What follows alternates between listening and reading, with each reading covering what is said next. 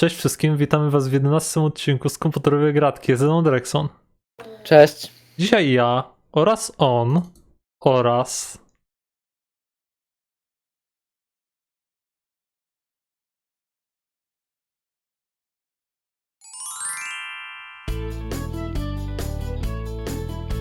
Pakuj plecak! Czeka na nas przygoda w górach! A mnie strollowali naprawdę. Znaczy Chcesz przenieść... za każdym razem w poprzednich częściach mówili przyjaciele tęczowej polanki, zapraszamy was na... No i musieli zepsuć mi rozpoczęcie. No ale dobra, ciśniemy. Niestety. Tylko przyciszę trochę. O tak. Przygoda w górach. O, fajna bardzo część. No, gramy. Nie ma co zwlekać. Przyjaciele z tęczowej polanki nigdy nie mają dosyć przygód. Tym razem wyruszyli na wyprawę w góry. Po długim marszu dotarli do polany. Ojej! A gdzie moja różdżka? Musiałam ją zgubić po drodze. Nie przejmuj się, papatko. Nasz zdolny majsterkowicz Barnaba zrobi ci nową. Majsterkowicz? Oczywiście, papatko. Zrobię ci taką różdżkę, jaką tylko zechcesz. Ale to była czarodziejska różdżka. Bez niej straciłam całą swoją moc. Jak będziesz machał byle patykiem, nie staniesz zaraz się czarownikiem. Właśnie, Barnabo. Zwykłe patyki nie nadają się do tego. Musimy dotrzeć do serca gór.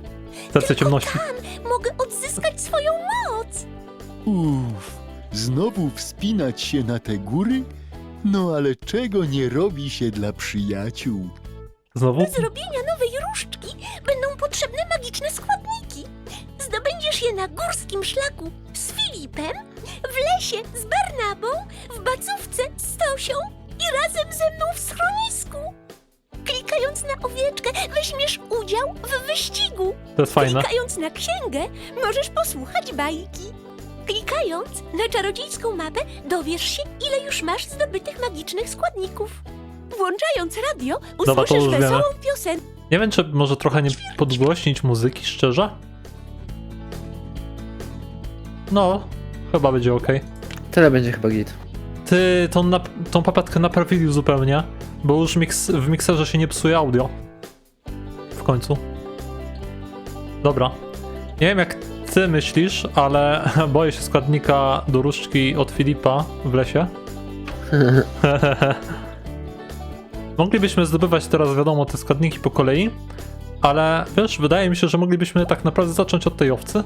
Co o tym myślisz? Możemy, nawet nie wiem co to jest. No to jest taka mini gra po prostu i jak to zrobimy, to będzie tak naprawdę z głowy, a to nie jest tak konkretnie związane z czymkolwiek w tej grze. Wyścig na owcy. Z wyścig To na może owcy. być. Kto by pomyślał, że taka mała owieczka, a będzie jak wierzchowiec? Jeżeli chcesz, aby owieczka biegła, trzymaj wciśniętą strzałkę do góry. Przy pomocy strzałek w lewo i prawo można omijać przeszkody. Jeżeli owieczka ma podskoczyć, wciśnij Enter. Jeżeli chcesz wrócić, kliknij tutaj. I ogólnie ta mini gra jest dosyć ciężka, więc dobrze, że dzisiaj bez klawiatury. No bo co, napierniczamy, nie? O, czekaj, co? Nie udało się? Nic nie szkodzi. Spróbuj Chyba- jeszcze raz. Chyba coś przeoczyłem, czym się skakało? Spacją? Enterem. A, enterem. Kto by pomyślał, nie? Dobra, hops. W dzieciństwie sobie w ogóle nie radziłem. Tym razem się nie udało. No, właśnie. Ale kto próbuje, A wy- nie żałuje. Wiesz dlaczego sobie nie radziłem? Ponieważ nie wiedziałem, że można powalniać. I przez cały czas no, przechodziłem to, próbowałem wygrać ten wyścig bez spowalniania w ogóle owcy. Ale wiesz ile punktów za to się dostaje? Bardzo dużo. Nie wiem, może jednak... O, meta. Gratuluję! Udało się! Prawie zmaksowałem. Jak będziesz chciał, to na koniec przyjdziemy na twój profil i ty spróbujesz mi powiedzieć sobie no to. No spoko. Dobra. Żeby już nie było, że wiesz, no nabijamy na tym samym profilu jak to jest tabela wyników po to, żeby grać na innych profilach, nie? Powrót na górską polanę. Wiadomo. Ale wiesz, szczerze to chyba trochę jednak przyciszył tą muzykę? Co tu się dzieje? Czy to widzisz, ten dym z komina? Ultra speed. Co jest grane, ty? Coś chyba nie tak do końca zaprojektowane. O, góry. Ja byłem w górach kiedyś. Nawet więcej niż raz chyba. Ja byłem raz miałem być w tym roku, drugi raz, ale niestety auto odmówiło posłuszeństwa. Ajajaj. Ja bym mógł, A- kurna, się wypowiedzieć bardzo dużo o historii, ale może nie. Zajmie to pół odcinka bez sensu. No, a w ogóle a propos tego komina, to jak wchodzisz w ustawienie dźwięku, to jak sobie w Interstellar, jak wchodzisz do ustawień dźwięku, to płynie im czas szybciej o 100. Że inny świat zupełnie. No, Ej, to może pasować do teorii z alternatywnym równoległym światem popadki. Bardzo. A tutaj rzeczka. Ale akurat... A nie, strumyk też był w górach jak raz byłem. To się zgadza akurat. Z lore akurat do świata naszego. no bo to pewnie było wzorowane na polskich górach. Na pewno, Tatry. A jak się zmęczycie, kochane dzieciska, to wpadnijcie sobie do mnie do schroniska. On udaje górski, czy faktycznie to jest górski, góralski? A ja nie wiem, pewnie udaje. Ktoś musi się wypowiedzieć, kto ogarnia. A jak się U niego jest chyba aktywność popadkowa. To tam do niego na koniec wejdziemy. Barnaba, co tam? Chodźmy razem pooglądać górską kolejkę, a może po drodze grzybki pozbieramy? Grzybki, halucynki? To chyba nie ta część. Grzyby zbieraliśmy, kurde, w tej. Wykurzenie smoka. Smoga. Barnabo, w twoim wielkim plecaku zmieścił się chyba miód z całej pasieki. Musi być bardzo ciężki. Musiałem się zaopatrzyć na tę wyprawę, ale jak będzie mi za ciężko, to pojadę sobie kolejką linową. Tylko, że w tej kolejce nie ma wagonów towarowych. Drogowskaz No wskaże nie, ci drogę co? do lasu. Tylko pilnuj, żeby Barnaba nazbierał jadalne grzyby. W zamian za pełny kosz leśny licho da nam magiczną gałąź. Kliknij na koło zębate i pomóż Barnabie naprawić kolejkę linową. Czyli no to zabawa. Czy popadka właśnie obraziła Barnabę, mówiąc, że dla niego nie jest miejsce w tych wagonikach, bo nie ma towarowego, co? Bo za ciężki? A bardziej dla jego plecaka. A, ten plecak to jest prawie drugi taki co on, nie? A w nim pełno miodku. Co tam, misio? Kolejka górska to dziwna maszyna. Niby kolejka, a nie mknie po szynach. To jest kolejna wiadomość, którą trzeba wysłać czatu GPT, żeby na to odpowiedział. Nie przypuszczałem, że kiedyś zobaczę Barnabę, który po skałach skacze. No chyba nie skacze, tylko się czołga. W ogóle jaki on sprzęt ma, linę, kilof. Ciekawe, gdzie się z tym wybiera. Taka już jest niedźwiedzi natura. Najlepiej czują się zawsze w górach. Ten kask, ale on tak trochę się wygląda, jakby przygotowywał do kopania w jakiejś kopalni, no bo kask. No, Znaczy okej, no jak ja zwiedzałem kopalnię soli, no to też dostaliśmy kask. Ale on wziął kask i tu jeszcze kilof. Jedyne. Może będę szukał diaksów czy coś. no. Dobra, co my tu mamy? A czy pośród górskich szlaków są też takie dla ślimaków? Ślimaki niestety chodzą sobie gdzie chcą. To jest pechowe akurat Barnabo. Wydaje mi się, że specjalne trasy dla nich to by było już za duży przywilej. Żeby bezpiecznie spacerować po górach, należy trzymać się wyznaczonych szlaków.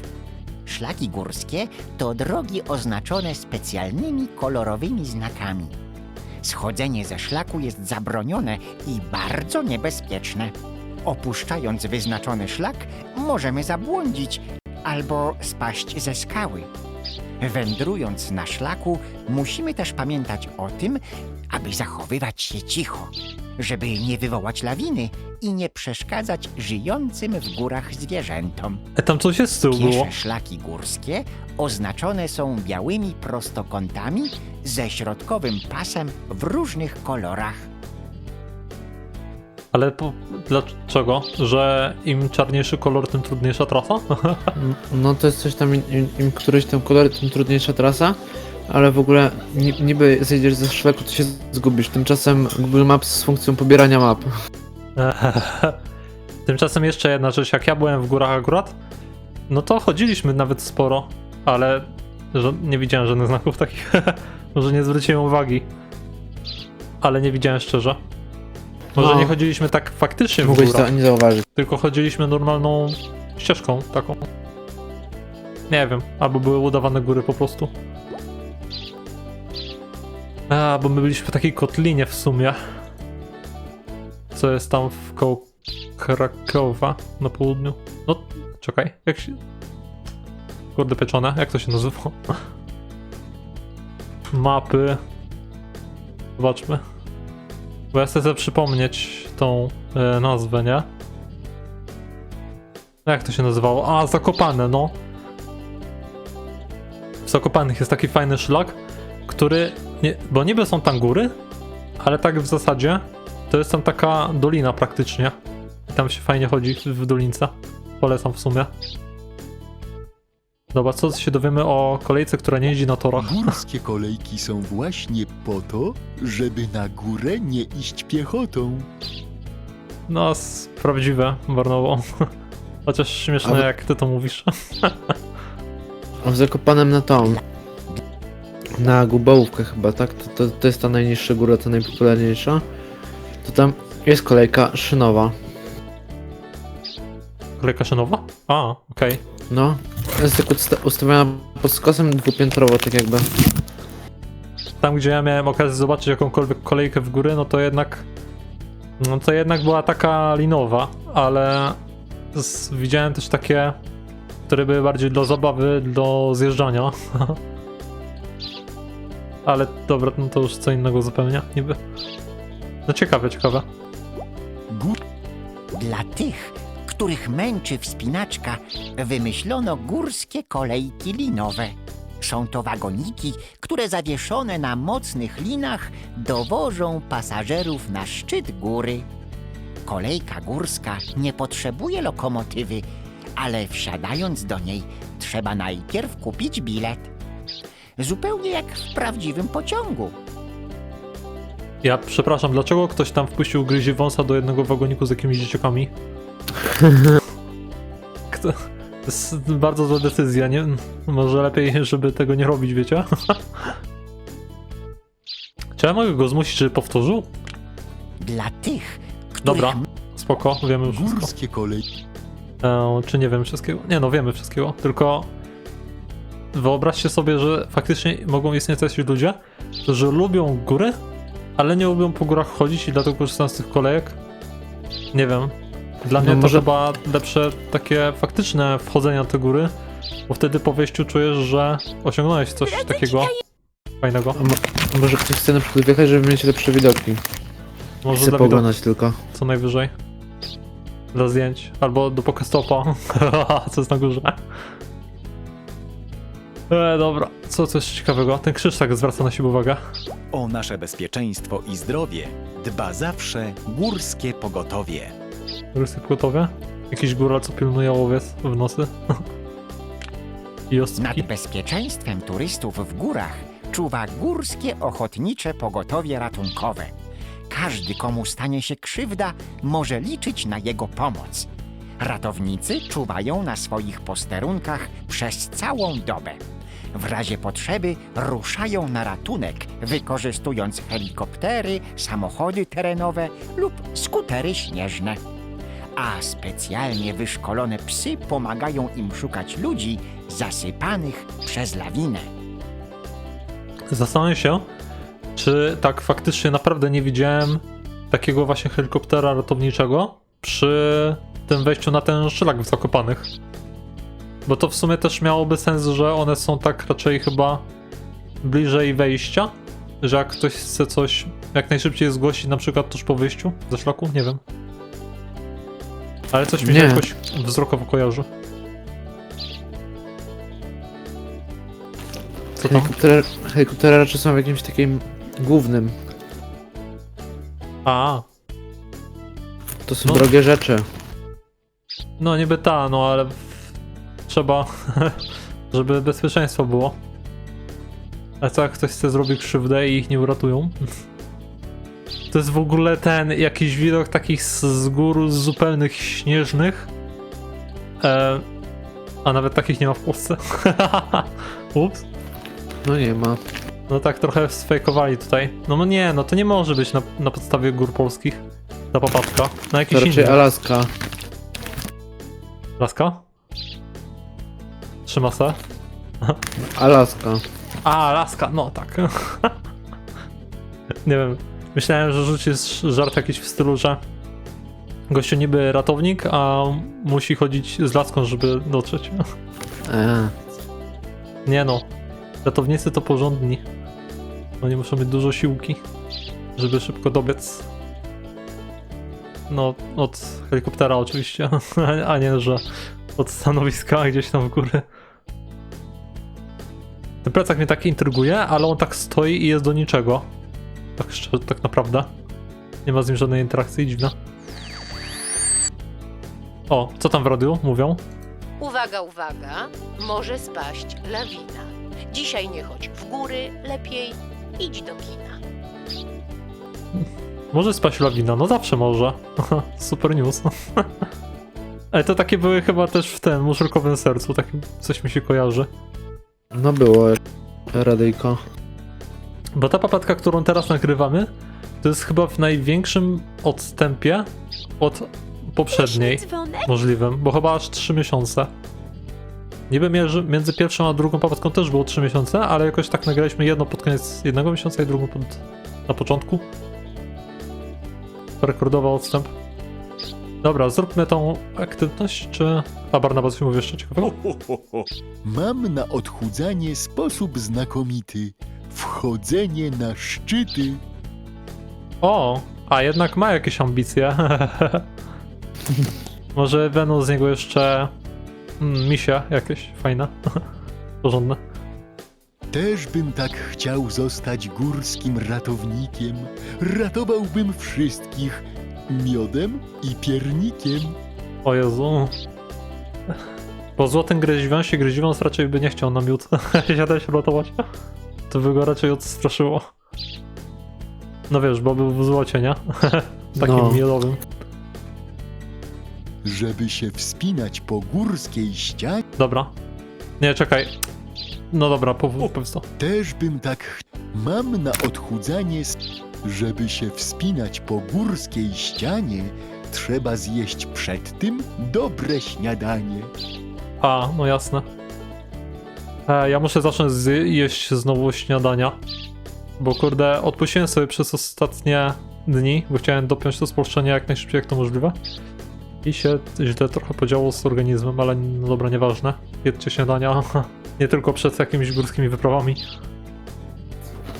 Kolejka jest nieczynna. Zepsuła się dzisiaj. Zawołajmy zaraz mechanika Misia. A mechanika misia. A my i tak będziemy musieli odrąbać za niego całą robotę. Górska kolejka naprawdę ułatwia wędrówki w górach. O ile jest sprawna. Pomóż Barnabi ją naprawić. Taki mechanik jak ja szybko sobie radę da. Słuchaj uważnie, co mówi miś i odszukaj w szufladach potrzebne części i narzędzia. Jeżeli chcesz przerwać grę, Nie gadaj, my kliknij na naprawdę mu niebieską pomożemy, ale on jednak zrobi pracę. Podaj olejarkę ze średniej wielkości wlewką. Ale jaja, Barnaba coś robi. Olejarkę ze średnia. No to trzeba znaleźć szufladę odpowiednią. Są gwoździe. Tu jest olejarka. Średnia, no to środkowa, nie? Proszę. Trzeba kliknąć. Podaj maskę do spawania. Maski to będą gdzieś na dole. Pewnie. No nie. Co to było? Podaj średniej długości gwóźdź. To ja myślałem, że w ogóle dmuchnąłeś w mikrofon, a to chyba był dźwięk spawania Barnaby, nie? Tak. Tak się przestraszyłem w sumie, że coś się dzieje u ciebie. Średni gwóźdź. O! Tutaj jest już oszukany, jest ten. To jest sprytnie... Nie wiem. Strollowane. Że nie ma największej po lewej, ani środkowej po prawej. Znaczy po środku, średniej. Gwóźdź. O Jezus, no tak, nie śrubkę gwóźdź. Jaki ja jestem coś tam. Nie za mądry. To też cię Podaj strollowali. najkrótszą śrubkę. No to. Ale to z własnej głupoty. Podaj najdłuższy śrubokręt. Ej, jak patrzę na tą mapę, to mi się przypomina ten z Wesołej Szkoły. Dwie rzeczy. Prowadzenie tego Rumcajsa, czy kogoś tam, tego tam leśnego podróżnika. I jak była ta gra planszowa na końcu, nie? O, rety, trzeba kiedyś wrócić. Śrubokręt chciał, ta? Krótki? Ups. Nie taki chciałem. No, problem mój? Kurwa. A ty pamiętasz jaki? Nie taki chciałem. Dobra, no to długi, okej. Barnaba lubi długie. Będziemy wiedzieć już. Na przyszłość. Bombowo! Daję słowo! Bombowo? Nie widziałem tu bomby żadnej. Całe szczęście. Nie chcemy, żeby coś się stało tu złego. Rety, ja widziałem jeden wypadek na Discordzie. Ktoś wysłał jakiś filmik, który nie powinien w ogóle wyjść na światło dzienne. Że się zablokowały te... nie konkretnie takie Górskie kolejki, tylko takie siedziska się poblokowały i ludzie musieli zyskiwać z nich, bo inaczej by się wpierniczyli tam. Trochę to strasznie wyglądało. Gdy chcesz Co tam? miło Bo ja tu chcę odsłuchać, a ty ruszasz coś myszką, Drexon? Nie. Gdy chcesz miło spędzić czas, wędruj z nami poprzez las. Bo wystarczy, że tak naprawdę troszeczkę ruszysz myszkę i ona mi się tak teleportuje w inne miejsce na ekranie, nie? Chcesz przetestować? Obserwuj. O, widzisz? Gdy Teleportowała chcesz. się tak jakby. I to anuluje dialogi. No, to kabel musimy się przesunąć. O, rety, mam tak z myszką. Wiesz, że chyba, nie wiem, no, od 10 jakoś lat zawsze trzymam coś na kablu od myszki, albo nie wiem, przytrzymuję ją czymkolwiek, czy między biurkiem a ścianą, czy jakimś stosem papieru, Liczyć żółte żeby właśnie mi się też myszka nie przesuwała, bo mnie to denerwowało często. A najbardziej przeglądaję jakichś filmów, nie? Na monitorze. Bo wtedy się odpala cały interfejs oglądania, bez sensu. Ktoś też tak ma z was? Oglądacie, drodzy? Gdy Górski las. O, tak, skrywa tak, to dużo fajne. skarbów. Grzyby, borówki, jagody. Co to za grzyb? Mieszka w nim ten dziwny stworek. Papatko, siedź cicho, ja się nazywam Leśne Licho, burczy mi w brzuszku, zjadłbym coś. a na drugie śniadanie miś dostanie zadanie. No tak, niełatwe to będzie zadanie. Barnaba musi nazbierać koszyk grzybów dla tego dziwoląga, leśnego licha. Przy pomocy strzałek na klawiaturze kieruj Barnabę tam, gdzie rosły te jadalne. Jeżeli miś stanie w miejscu, Popatrz, gdzie był karcistka. dobry grzyb, wciśnij Enter. Do tej pory w tej części już obraziła dwie osoby z rzędu od początku. W zamian za pełny kosz Toxic. leśne licho da nam magiczną gałąź. Ej, a to jest oszukane, bo to jest jeden grzyb schowany tak bez sensu. No to jest na klawiaturę, więc... Ej, chyba cię porąbało, ale bo... no... No nie. Ja nie pamiętam, gdzie są te grzyby, myślałem, że to widać cały czas. Ha, ha. Dobra, to było chyba. Enter, nie? Ten jest dobry, nie ma sprawy. Takie zbieraj bez obawy. Bez obawy. Dobra, okej. Chyba wszystko zapamiętałem. A, to w taki sposób. Tralala, tralala, Dobra, to jest mega łatwe. Jadalny grzybek ma. Wystarczy po prostu sprawdzać kolejne grzyby, nie? Na pewno nie chcesz, żebym ci dał klawiaturę? Ten jest dobry, nie ma sprawy. To bardzo- Takie zbieraj bez obawy. Bardzo fajna gierka. O, ale ty. Tralala, tralala, miś jadalny grzybek ma. Dlaczego mi się naprawdę wydaje, jakby w jakiejś poprzedniej papadce było już zbieranie grzybów? O, to jest to. Do koszyka wrzucaj go. Wtedy mi się kojarzy, ale... dziwne. Nie pamiętam. Znaczy, O, tu jest chyba jakiś grzybek. tak, jest Barnaba, ale niejadalny. Znaczy trujący. O, tu Tylko jest trujący, chyba nie jakiś niejadalny. grzybek. A, to dlatego mi się kojarzy. Było w wykurzeniu smoga, jak go daliśmy już po tych muchomorach i normalnych grzybach. Tak. Ten jest dobry, nie ma sprawy. Takie zbieraj bez obawy. Może nie będę powtarzał całego tego wątku znowu, bo to by było bez Tata, sensu. O, Zaraz jest chyba wyczerpiemy jakiś wszystkie grzybek. tematy popadkowe i po prostu następna część będziemy speedrunować. Miś jadalny grzybek ma. Może tak być faktycznie, kurde. Ale wiesz, i tak powtórzę jedną rzecz. O, Nie jest się tu jest muchomoru, chyba błagam. jakiś Ja nie chcę grzybek. mieć na sumieniu jakiegoś O, dzieciaka, który tu jest chyba obejrzał mój film, tralala, w którym usłyszał, że tralala, ktoś je miś muchomory jadalny i chce grzybek postanowić ma. to zjeść też. Bez sensu, nie. Nie rób, nikt. O, tu jest chyba jakiś... O, Dobra, to był tu jeszcze jeden jest na chyba pewno. jakiś grzybek. Był. Ej, chyba cię boli coś tutaj? O, Tak. Ten jest dobry, nie ma sprawy. Pomyliłeś się o jeden Takie kwadracik, zbieraj bez niestety. obawy. Barnaba musiał szukać w całym kwadraciku bez grzyba, bo klikałem Enter, biedny. Musisz się poschylać. o, tu jest chyba jakiś grzybek. O, to jest to. Do koszyka wrzucaj go. Wszystkie takie same grzyby zebrał. No bo trochę sobie Borowiki. zgrzybasz się, Barnaba. Magiczny składnik zdobyty. Jak potrafisz tylko jeden rodzaj grzyba znajdować. A, będę musiał sobie nalać. Nie będę mówił czego. Magii Co my tu mamy? Gałąź. Gałąź.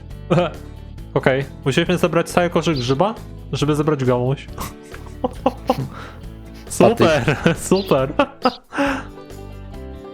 No cóż, ale przynajmniej Tosia będzie miała, nie wiem, na konfiturę. Taki plus chyba. Ale jednak tutaj wyzysk Barnaby był ostry, niepotrzebny, tak sądzę. A, biedny Barnaba. No cóż. Ej, idzie nieźle.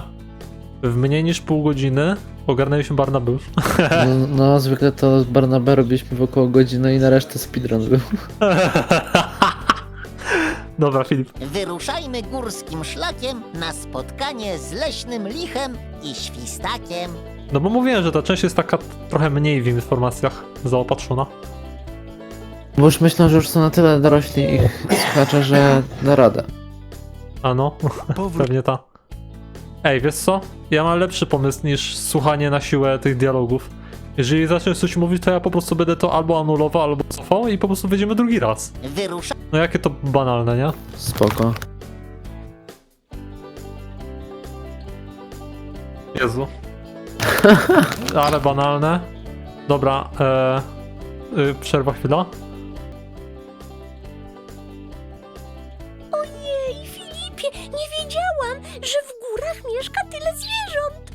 Ryś, kozica, świstak, sowa. Tyle ich, że boli głowa. A może świstaki pomogłyby nam nosić plecaki? Wiesz, papatko? No nie. Chyba nie. One wolą Chyba nie, bawić papatko. się. Odgadnij, jakie obrazki przygotowało leśne licho. Popatka coś Jeśli je odkryjesz, zdobędziesz magiczne podejrzanie dużo chce Jesteś wyzyskiwać. świstkiem rozbójnikiem, możesz zagrać w karty. Zajebista Jeżeli to gra. chcesz wrócić, kliknij tutaj. Zajebista gra w karty. Ale teraz musimy się powrócić na znowu mój profil, bo skorzystałem z profilu Drexona, żeby zrobić ten dialog, więc jeszcze raz pauza. Dobra, możesz jak chcesz. Aha, Drexon mi zaczyna przejmować komputer. Tak. Filipie, nie No, mieszka no a tyle zwierząt. czemu wcześniej nie powtórzyliście się, przepraszam kozica, najmocniej? No świstak, sowa. kurna, Tyle ich. boli ich łeb normalnie. A propos tej papatki, która coś podejrzanie zła jest, to już wiem od kiedy to się zaczęło. Jak Gryziwąt przestał być zagrożeniem, to papatka zaczęła swój villain arc. Ale widzieliśmy Gryziwąsa w kabinecie z tymi dzieciakami. Ale on już jest niegroźny. Czy jest już niegroźny całkiem? Tak myślę o kolejnych wszystkich częściach Papatki i wydaje mi się, że jeszcze on będzie wracał. No. O Jezu, to będzie dużo słuchania przy Filipie, no dobra. Ptak mu siedzi na czapce. Ciekawe, czy nasrał. Dzięki, Filip, za docenienie mojego żartu. Ma dystans do siebie, chłop. Mówię ci, świstaki to fajne zwierzaki. Spoko. Nie krzyczmy w górach, bo z tej przyczyny mogą z nich nagle spadać lawiny. O, rety straszne. To jak krzyknę. Hej no! Mam nadzieję, że niedźwiedzie są już dzisiaj po obiedzie. A Barnaba? Barnaba miś. Misia niedźwiedź. Ciekawe, jak dużo różnic jest między tymi dwoma zwierzętami, o ile w ogóle. Czy to po prostu nie jest synonim na jedno zwierzę? To jest synonim. No to beka. To uważaj, Filip, bo Barnaba może nie być najedzony jeszcze. Nie zjadł porządnego śniadania może jeszcze. Okej, no to posłuchajmy, co tam ciekawego możemy się dowiedzieć Bez dobrego przewodnika lepiej nie wychodzić w góry, o tych bo wszystkich jeszcze się zwierzętach. wpadnie do głębokiej dziury. Zwierzętach. Głębokiej dziury. No a potem nikt nie wyjdzie, niestety. O kurna. I jeszcze więcej słuchania? Park Narodowy. Ale oni tutaj jakieś nowe mechanizmy w tej technologii makromedia porobili. O, oni są jak Apple, oni wydają nowe feature'y raz na gierkę, żeby, wiesz, było takie wow. No. Większość polskich gór uznana jest za parki narodowe i znajduje się pod specjalną ochroną. Oznacza to, że jest to miejsce chronione przez prawo i należy się w nim odpowiednio zachowywać. Nie można śmiecić, niczego zrywać, płoszyć zwierząt, schodzić ze szlaków. Dzięki temu w górach możemy spotkać wiele rzadkich zwierząt i roślin, a woda w górskich potokach jest tak czysta, że widać w niej pływające pstrągi. Ja nie widziałem, jak byłem przy tym tam strumyczku. No fajnie, że są te wszystkie zakazy, nie? Szkoda tylko, że nie są w stanie tego pilnować jakoś.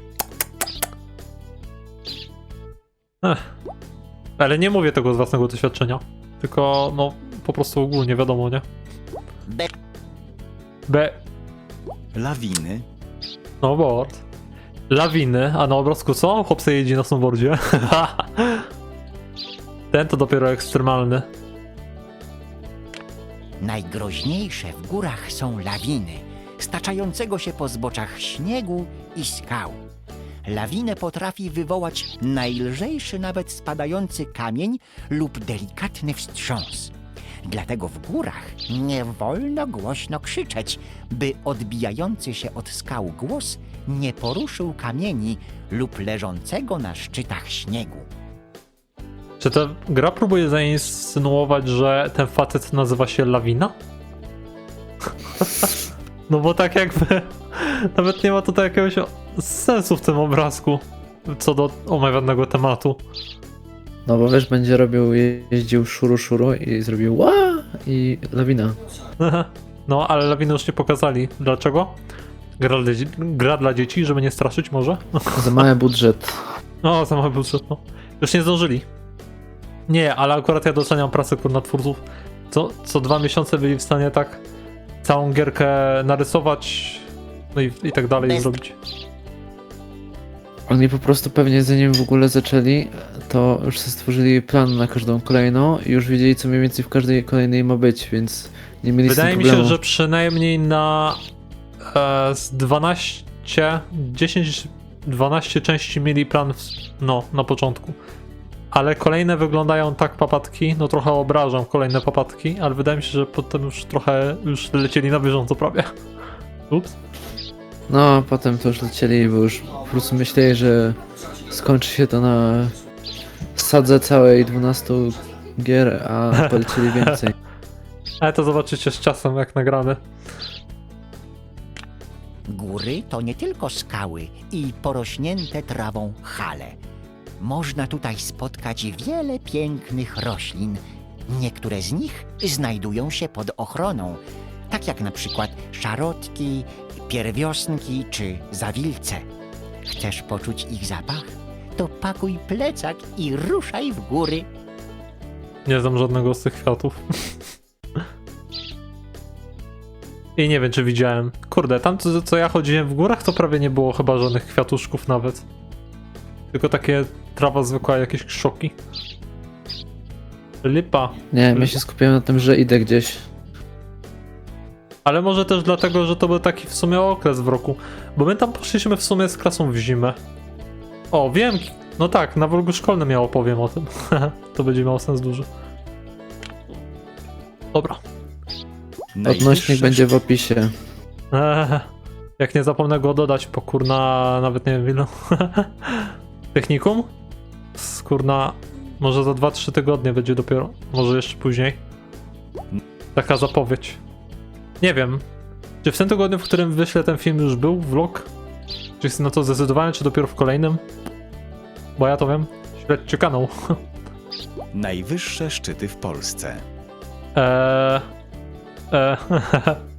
Pola i rysy. Dobra, posłuchajmy. Możesz mieć rację. Najwyższy szczyt polskich gór znajduje się w Tatrach. Są to rysy, których nazwa pochodzi od wzoru, który widać na jednej ze ścian. Jednak najbardziej znaną polską górą jest Giewont. Ta góra przypomina trochę śpiącego To prawa góra rycerza. Sus. I jak mówi legenda, w jej wnętrzu naprawdę uśpieni są dzielni rycerze, którzy obudzą się wtedy, gdy nasz kraj znajdzie się w niebezpieczeństwie i będą go bronić.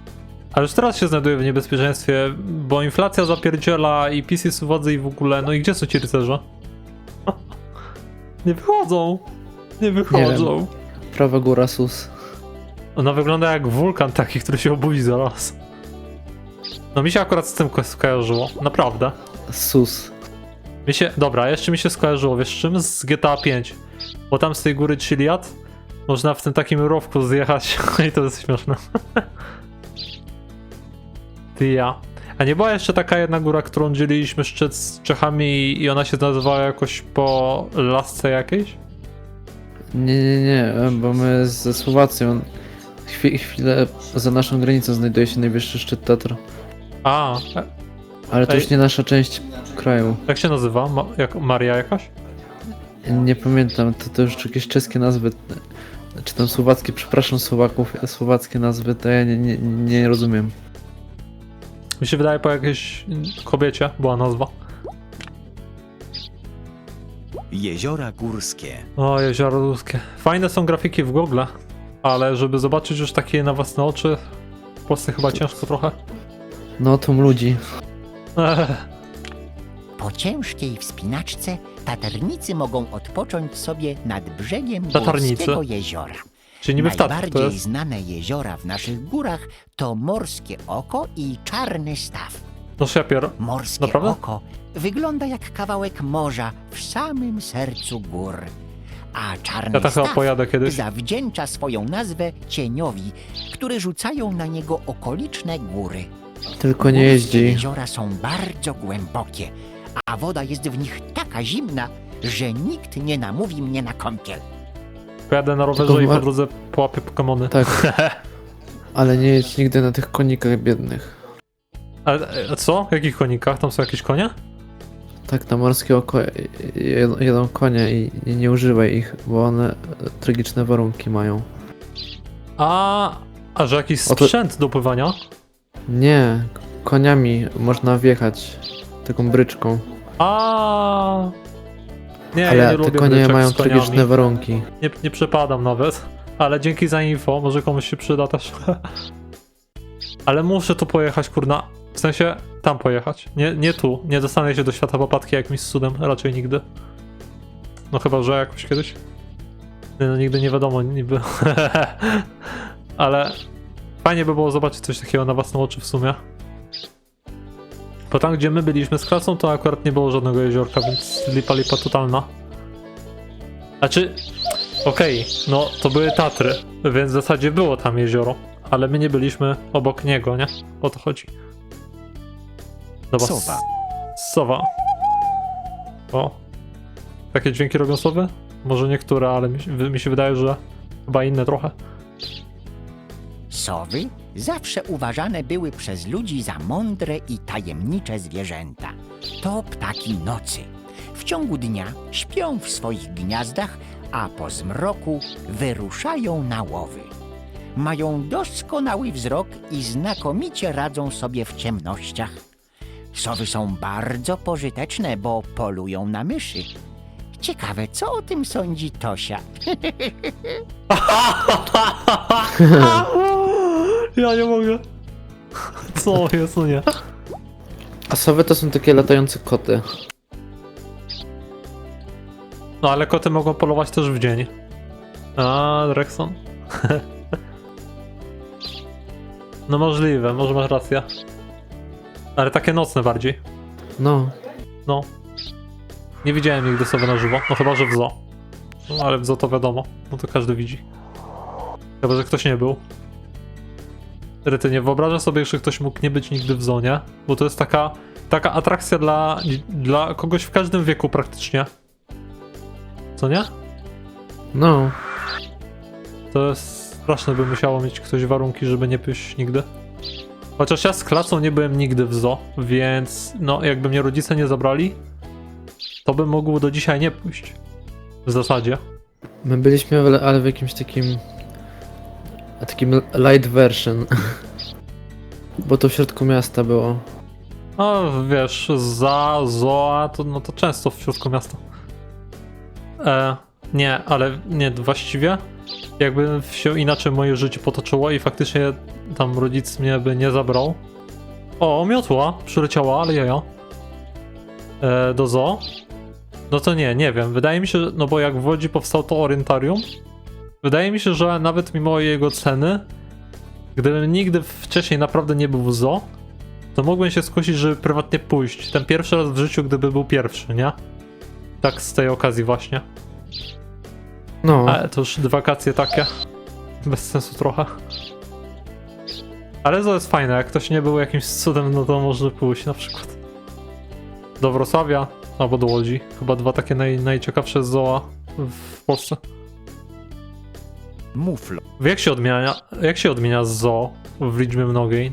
To zoo czy jakoś inaczej? No. Dobra. Muflony to zwierzęta podobne do owiec. A to widziałem w zoo, że Ich mogą stada mieszkają w podgórskich lasach. swoje rogi Samce muflona mają wielkie, kręcone rogi. wyrosnąć w łeb. Spotkanie z tymi rogami może być bardzo bolesne, więc lepiej omijać muflony z daleka. I najlepsze jest to, że w tym zoo wrocławskim były te mulony czy jakieś tam i jedne miały rogi, a inne tych rogów nie mieli. Ponieważ im przycinali, żeby sobie krzywdy nie zrobili. To taki pechowy gatunek. Ciekawostka. Orzeł. Ciekawy dźwięk. Orzeł jest jednym z największych ptaków żyjących w Polsce. A czemu nie biały? Orzeł biały. Buduje swoje gniazda na drzewach lub pośród niedostępnych skał. Orzeł jest ptakiem drapieżnym, to znaczy, że poluje na inne ptaki lub zwierzęta. Może zaatakować nawet kozice. Wiele państw na świecie wybrało sobie orła jako swoje godło. Godłem Polski jest biały orzeł w koronie na czerwonym tle. No i gra jest antypatriotyczna, bo nie pokazali białego orła, tylko zwykłego. Nie no, chcieli robić naturalnie. No to taki jest kolor naturalny, wiadomo. I chyba też tylko raz w zoo widziałem orła, a wydaje mi się, że poza tym to nie. Bardziej jakieś jastrzębie albo myszołowy. Takie są częstsze drapieżniki ptaczne. Świstak. Świstak jest najweselszym mieszkańcem naszych gór. To jeden z największych gryzoni na świecie. Przez cały dzień bawi się pogwizdując wesoło, kopie norki i zajada się roślinkami. Gdy grozi mu niebezpieczeństwo, wydaje ostrzegawczy gwizd i szybko chowa się w najbliższej norce. Zimą świstaki, podobnie jak niedźwiedzie, zapadają w sen zimowy. Ciekawe, co im się wtedy śni? Ja muszę obejrzeć Dzień Świstaka w końcu. Przyznaję, że nie obejrzałem do dzisiaj. O, a w ogóle tak zbaczam z tematu, Drexon, ty kupiłeś sobie Disneya w tej promocji? Tak. O, dobrze. Bo ci zapomniałem powiedzieć, kuźwa. Ja tak w pracy na przerwie mi się na Instagramie wyświetliła ta reklama tego. I takie, muszę to zrobić teraz. O kurno. Ja miałem kilka okazji, bo na YouTubie mi się kilka razy odpaliła ta reklama, 3 razy pojawiła. Na Łowcach, no to wiadomo. I normalnie była reklama na tablicy właśnie we Wrocławiu. Takie ciekawe, co wykupili. No ale dobrze, że mnie nie ominęła, bo się zarąbał chyba, no tak tanio, 7 zł. Jak ktoś nie kupił, no to może żałować, tak naprawdę. Współczuję. Bo na Disneyu fajne rzeczy są. Kozica. Kozice to nieduże, podobne do kozy domowej zwierzęta. Żyją w wysokich górach. Mają silne nogi, dzięki którym potrafią daleko skakać. Żywią się trawą porastającą górskie zbocza, jednak kiedy jej zabraknie, mogą też odżywiać się korą drzew. Kozice to bardzo rzadkie zwierzęta, Jakoś trzeba sobie radzić, dlatego nie? znajdują się one pod szczególną ochroną. Szczególna ochrona. No, w zoo nie widziałem, więc nie wiem, czy tak chronią tam akurat. Niedźwiedź. No, posłuchajmy o niedźwiedziu. Co nam powie o Barnabie? Miś Barnaba to bardzo miły niedźwiadek, lecz pochodzi z rodziny, w której roi się od drapieżników. O W Jezu. polskich górach żyje niedźwiedź brunatny, który potrafi wyrządzić szkody wśród zwierząt pasących się na halach. Na szczęście zazwyczaj woli owoce, grzyby i, jakżeby inaczej, miód. Na zimę niedźwiedź zapada w długi sen. Budzi się wraz z przyrodą na wiosnę. No, ej, teraz sobie w ogóle pomyślałem szczerze o jakiś ten... Jezu, głowa. Zaczęła mi się kręcić, no nie. Pomyślałem o creepypaście właśnie z Barnabą, takim drapieżnym misiem, nie? To by było dobre, jakby zaprojektować. Dobra, zabawa w karty to jest zajebiste i ciekawe, czy sobie poradzisz, bo w dzieciństwie, jak kupiliśmy tą papatkę, to z kuzynami ja próbowałem ogarać tą grę i no, oni sobie nawet nie radzili z tym, nie? I ja wiem, na czym będzie polegać ta gra, ale chciałem zobaczyć, czy ty dasz radę najpierw, dobra? Okej. Teraz zagramy partyjkę w karty i nie odmawiaj, jestem uparty. No, on jest taki wredny. Wiesz, co robi prawdziwy zbójnik, kiedy się nudzi? Gra w karty. Ale uważaj, bo oni strasznie nie lubią przegrywać. Oj, No i zobacz. skończyły się żarty. Teraz zagrasz ze mną w karty. Cóż za zbój uparty. Ciągle chce grać w karty. Zbójnicka gra polega na tym, aby pozbyć się kart szybciej od przeciwnika. Można przeciągać na kubkę kartę z większą lub taką samą liczbą symboli. Można również przeciągać jednocześnie 4 karty z taką samą liczbą. Po każdym ruchu klikaj na łapkę. Zamiast kładzenia na kubkę możesz zabrać z niej 3 karty. Karty mogą być słabe albo mocne. Na przykład karta z jednym wilkiem jest słabsza od tej z 2 wilkami. Dlatego zanim rozpoczniesz grę, możesz poukładać karty od najsłabszych, czyli tych z liczbą 1, do najmocniejszych z liczbą I taka 6. wojna w sumie. Jeżeli chcesz przerwać grę, kliknij na niebieską teraz strzałkę. Mogę ci wyjawić Co czekasz? w zasadzie Do dzieła! tajemnicę tej gry? Jest losowa. I dlatego jest ciężka. No, próbuj.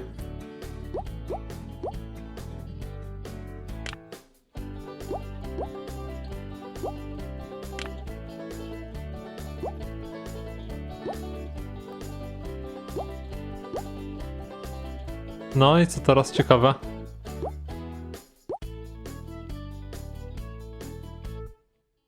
Bo tutaj chyba trzeba zawsze wyższą liczbę, nie? Barany, albo taką samą.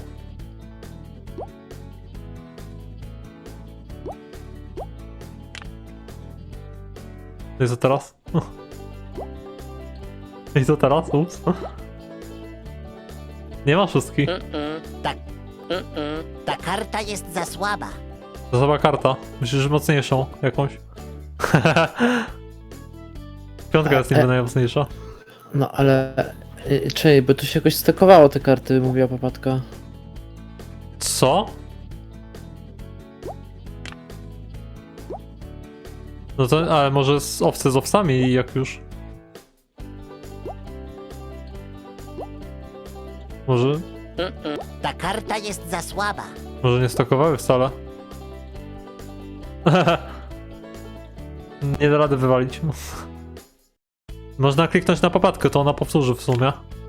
Zbójnicka gra polega na tym, aby pozbyć się kart szybciej od przeciwnika. Można przeciągać na kubkę kartę z większą lub taką samą liczbą symboli.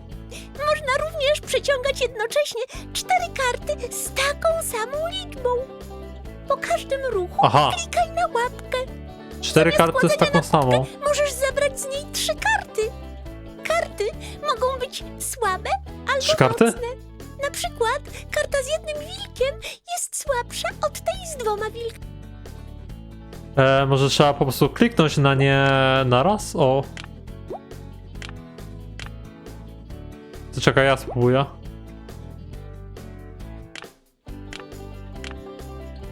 Aha. No to nieźle. Haha. To fajne łączenie kart, nie? A może trzeba nacisnąć Enter?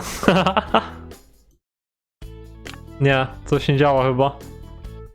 I dlatego ja nie ogarniam tego w dzieciństwie, nie? I chyba dalej nie ogarniam. No bo jak nie wyłączyć karty? Nie da się. Chyba, że... Czekaj! Albo... nie wiem w sumie. Może... Można je wziąć. 5. Daj 5. Ej, może teraz nawet da radę. I ty masz 6 jako ostatni? Ten to musi je wziąć. Nie? Wód? Coś dziwnego jest w tej grze, nie? Nie no, wziął te karty. To ty też musisz wziąć. Jego, znaczy po środku. Można brać karty ze środka.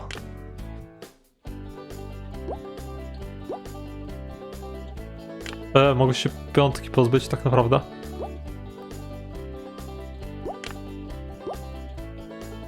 O, ale on teraz będzie musiał wziąć.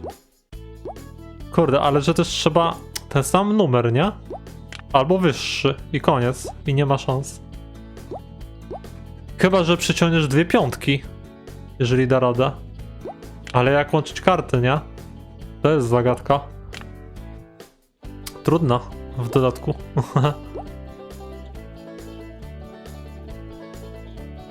Co ty planujesz? Pustka? Jak chcesz, to można z tego wyjść i ja spróbuję w sumie. Bo ja myślę, że mam na to pewną strategię. Ja daj. Czekaj, ja spróbuję. Jeszcze próbujesz? Dobra.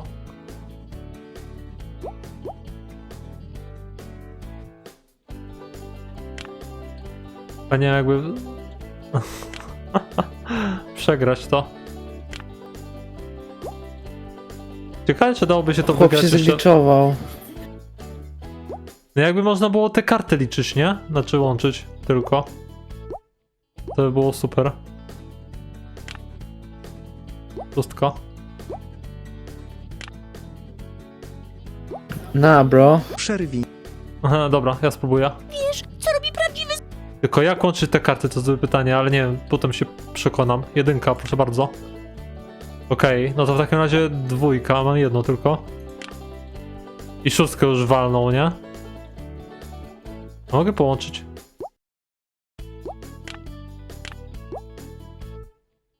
Jakby można było łączyć te karty, to by było super, nie? A próbowałeś ze spacją? Co tu się dzieje? Ty coś spację klikasz? Enter? Nie mam klawiatury. A.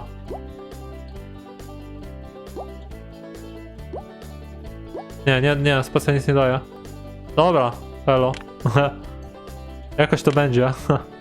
Albo nie. Kurde, dobra. No bo, no nie, no. No, kurde, panie, mam 2 trójki, no to come on. Ta karta jest za... Ale zamknij, kurna, twarz, Filip. Opadka. Ta, łączenie kart o tej samej liczbie, no. Enter? Może z strzałkami? Nie? Nie? Ej, czekaj, daj mi sekundę. Chcę sprawdzić. W internecie nie znajdziesz żadnych informacji o tym. Posegregowałeś się od najmniejszych do największych, no. No i nie wiem. Kurde, panie. No nie, no bez sensu, ja nie wiem. Nie ogarniam. Filip, połącz.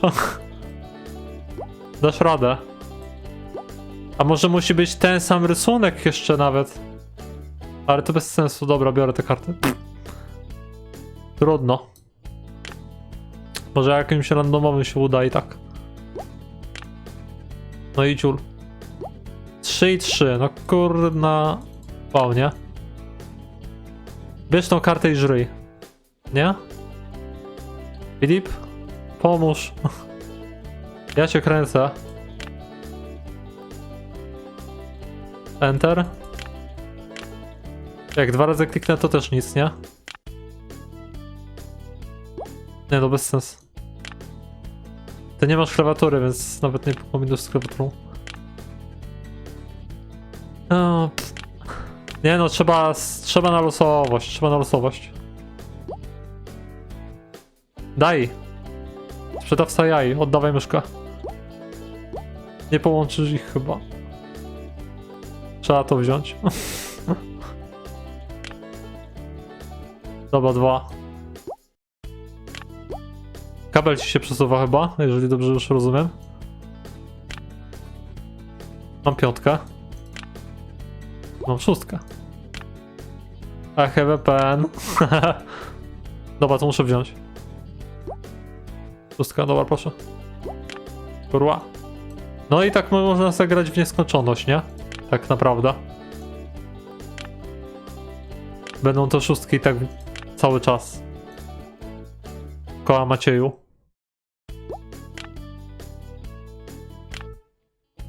No i są 6. I se muszę wziąć znowu. 6. 5, proszę. Jakby można było je tylko łączyć, nie? Ale nie da się. Nie powiedzieli jak. Czy mi się wydaje, czy ta gra może trwać w nieskończoność praktycznie? Czekaj, chyba mam pomysł. Jeszcze raz. 1. 1. Można położyć tylko jedną, albo 4 z taką samą liczbą. A, albo 4. Aha, 4. Rety Julek, pania. Teraz ty próbujesz? Mamy tylko kurna 3 szóstki, no to jak 4? Chyba, że ją weźmiemy. O kurna, łeb. I teraz niech on to ma. 1, 2, 3 i 4. O, ładnie. Ej, to można nawet wygrać. 4 jedynki mamy. 4 jedynki mamy, 4 jedynki mamy, 4 jedynki mamy. Ej, ale nie da się tak. Da się. Jeżeli jest większy nominał. Jeżeli... Ale... Drexon... Można położyć tylko jedną, ale...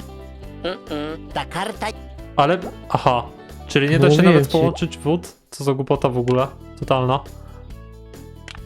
Kto wymyślił tą grę? Polacy. No ale to zabiera cały sens normalnie tej gry przecież. Retujolek. Dobra. No i mamy tylko 3 czwórki. 1 piątkę. 2 szóstki. To dalej nic z tego nie będzie. Kurna, i trzeba wziąć. 5. 6. Ładnie, musiał wziąć. Tylko teraz my będziemy musieli. Ups. 4? 4, mamy 2 czwórki. 5. Będzie brane chyba. O Jezu.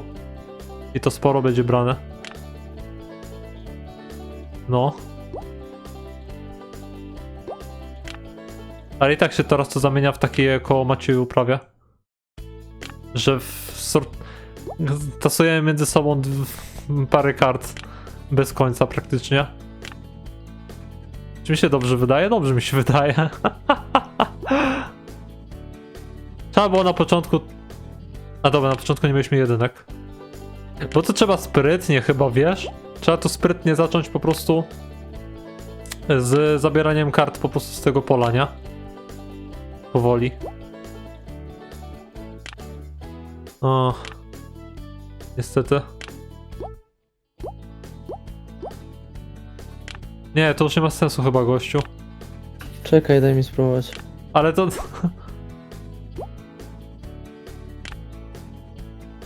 No widzisz, że to idzie w nieskończoność praktycznie?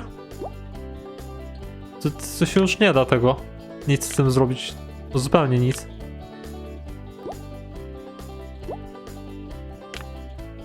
Za dużo wypiłeś chyba. Nie da się z tym nic zrobić. Czekaj, co? No i właśnie. Ale przez chwilę nie miałeś szóstek niby. Ciekawe. No bo on odrzuca je.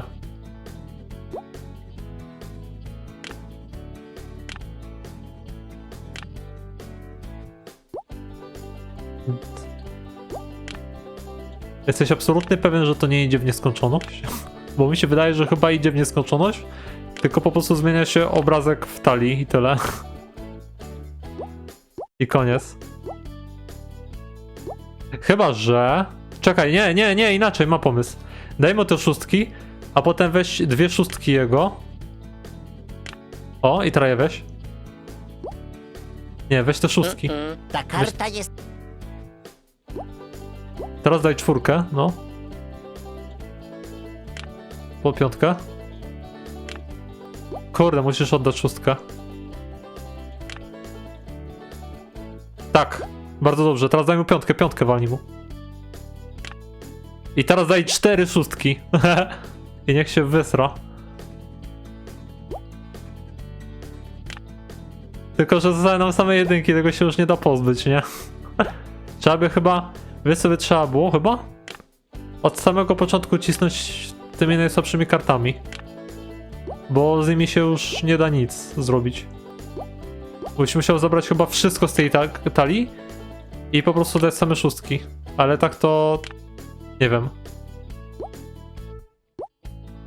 Raczej nie uda już.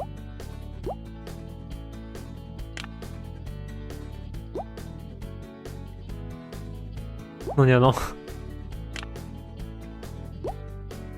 No 2 piątki. Nie, naprawdę. Tych jedynek... Nie, wyobraź sobie, że nie będzie sytuacji praktycznie teraz nigdy, żebyś mógł te jedynki odrzucić. I wydaje mi się, że przeciwnik tutaj też już nawet tej 2 się nie pozbędzie nigdy. Ja chcę spróbować. Wiesz, co robi Ja już będę wiedział. 1. 1, 2, 3. Tylko 3 dwójki? No dobra. Kurde, no dobra. 3? Nie. Zabieram to ze sobą. O. 6? Nie. Biorę. Dobrze będzie, zaufaj mi. 1. Ej, no co? On mnie ogrywa. 1. Ej, on mnie odrzuci... No nie, to bez sensu. Dobra, biorę to. O, w mordę jeża. 1, 2, 3. Mam tylko 3 dwójki. Ej, weź to, sprawdź to, czy możesz wziąć jedynki. No, bierz to. Kurwa. Gościu. On jest... Ja nie ogarniał chyba tego. To ja nie wiem, jakie podejście w ogóle zrobić w tej strategii. Ile mamy trójek? Tylko 3. To czemu ja mogę dawać Weź kolejne? spróbuj. Jeżeli tylko 3, to czemu mogę dawać kolejne? Ta karta można położyć tylko Aha. jedną, albo 4. Albo 4. To biorę to. Jezu. No nie no. Ciul. Tym razem się nie uda. Ale te gry się... Ale wiesz, ja w 10 razy wygrałem tą grę. Kiedy się nudzi, Ale trzeba jakąś dziwną strategię obrać, a ja nie wiem jaką. bo oni Ale wydaje mi się, że najpierw tych słabych trzeba się pozbyć, no bo co? Raz, dwa i trzeba mieć RNG dobre, nie zabieraj tego. Dajmy te 2 dwójki i tyle, niech się wystroni mi. Znaczy jedną musisz dać. Raz, 2, 3... A masz 4 trójki w sumie. Może tak trzeba.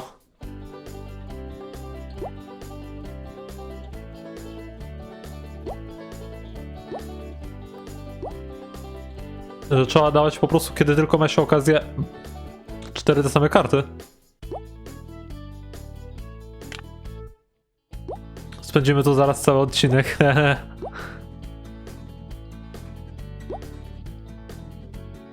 Wierzysz to?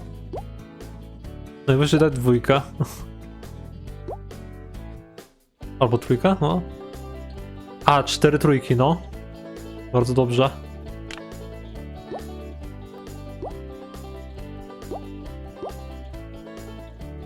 Nie no, 4 masz, no to może się pozbądź ich.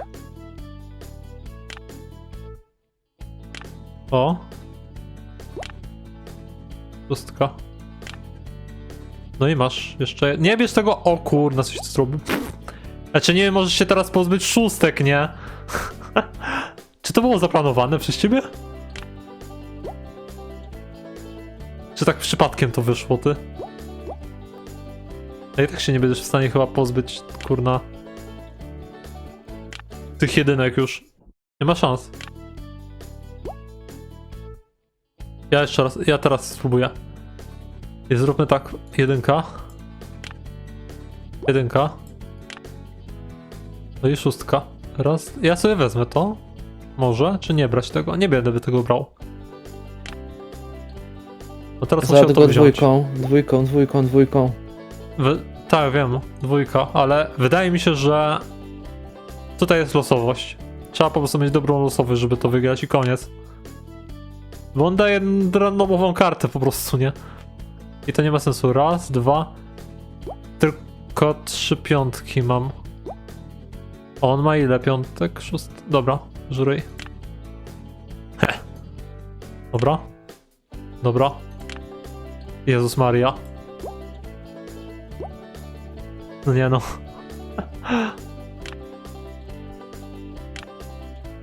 Pustka? Dobra, biorę. Jezus Maria. Pustka? Mam 4 piątki. Raz, 2, 3, 4.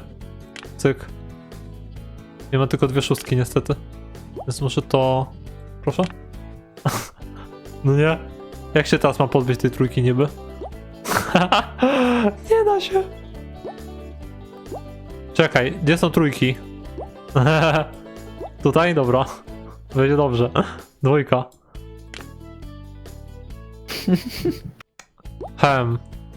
Coś cwaniaczysz, chłopie, wiesz?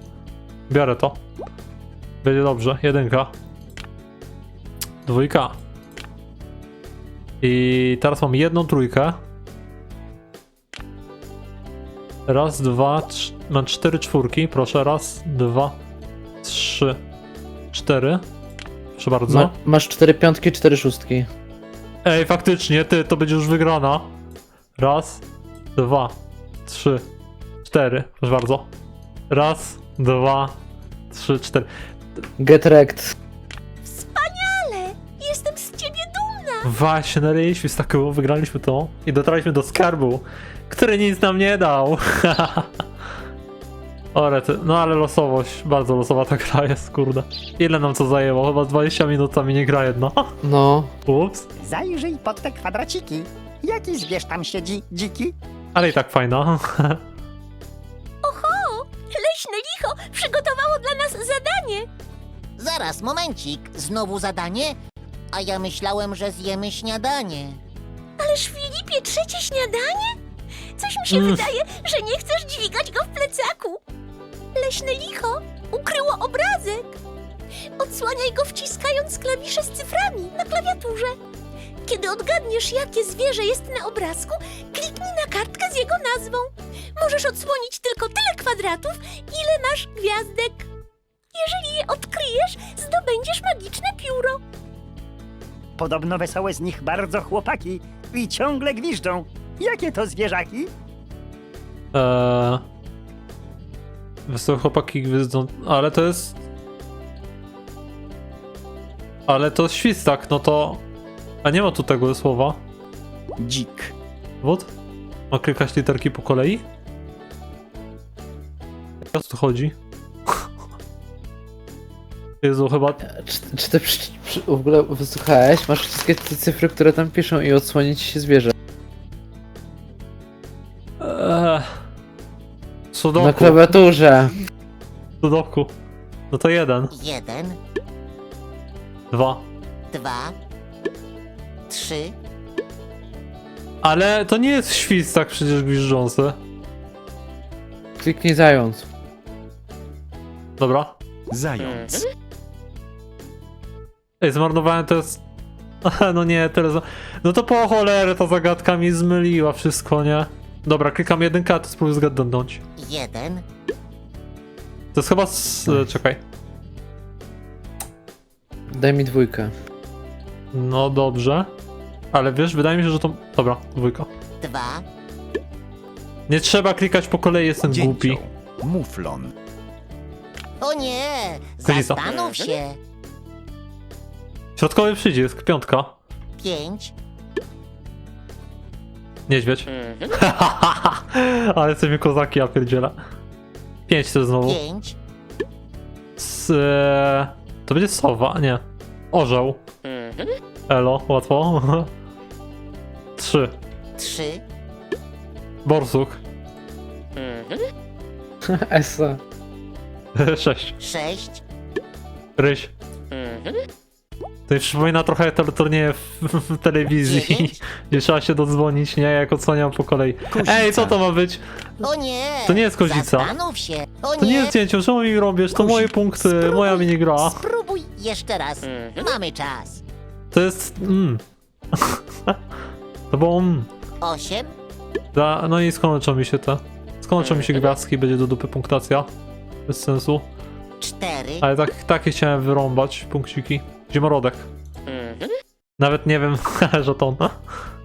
1. 1, To będzie muflon. Muflon. spokojna głowa. O cholera. Zacznij od nowa. Kozica? Nie, nie od nowa. On pierdzieli głupoty. Kozica. Wynik znakomity. Magiczny składnik zdobyty. Ale co to się stało? Ej, ja przez chwilę myślałem, że to jest na punkty i wyskoczy tabela z punktacją i to zobaczę. A, bo ty słuchałeś papatki i pewnie zrobiliśmy wystarczająco tych zagadek i to wiedziałeś, nie? I chciałeś to skończyć po prostu. Nie wiem, podświadomy ja. Rexon jest mądry. Zdobyliśmy pióro. Juhu. Ciekawe, kto nam je dał. Leśne licho. Te leśne licho sporo nam pomaga w tej części. Trzeba będzie musiał jakoś odwdzięczyć. Może harnasiem? Powie się góry i te sprawy. Odwiedź bacówkę i pomóż mi przygotować napoje. Pi, pi, pi. Z tymi napojami było bardzo trudno w dzieciństwie. Zaraz zobaczysz czemu, bo to jest takie głupie bardzo do dupy. Witajcie w naszej bacówce i częstujcie się oscypkiem. Cem chata bogata. To łoscypek z mleka naszych łowiecek. Paluski lizać. Górale słyną z gościnności.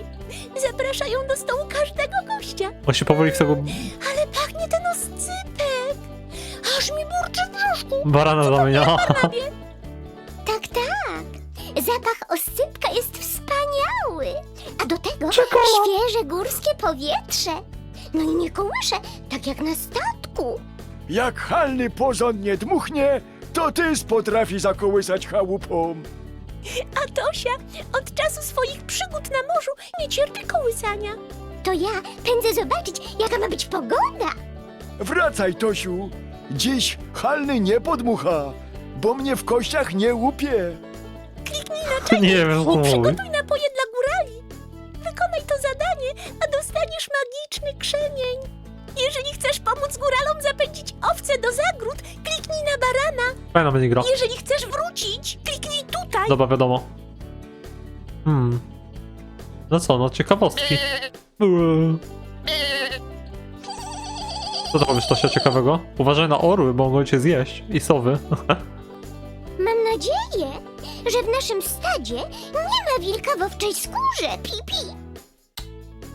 Taki film był, ale słaby podobno. Górale nie mają przynajmniej kłopotów z zaśnięciem. Zawsze liczą barany przed snem. Jak pilnują, to nie liczą. Znaczy liczą właśnie, ale to jak pilnują, a nie jak próbują zasnąć. Baca to góral, który opiekuje się stadami owiec. Pi. W pracy pomagają mu młodsi pasterze, czyli juchasi. Przez chwilę myślałem, że to się powiedziała słowo baza.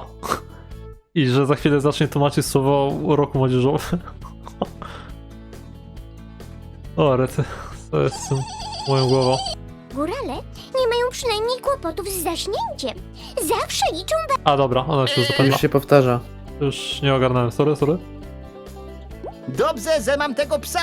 On na łowce oko ma. Owczarki. Wiesz, kto jest najlepszym przyjacielem człowieka? Ale ten smutny jakiś. Wiadomo, pies.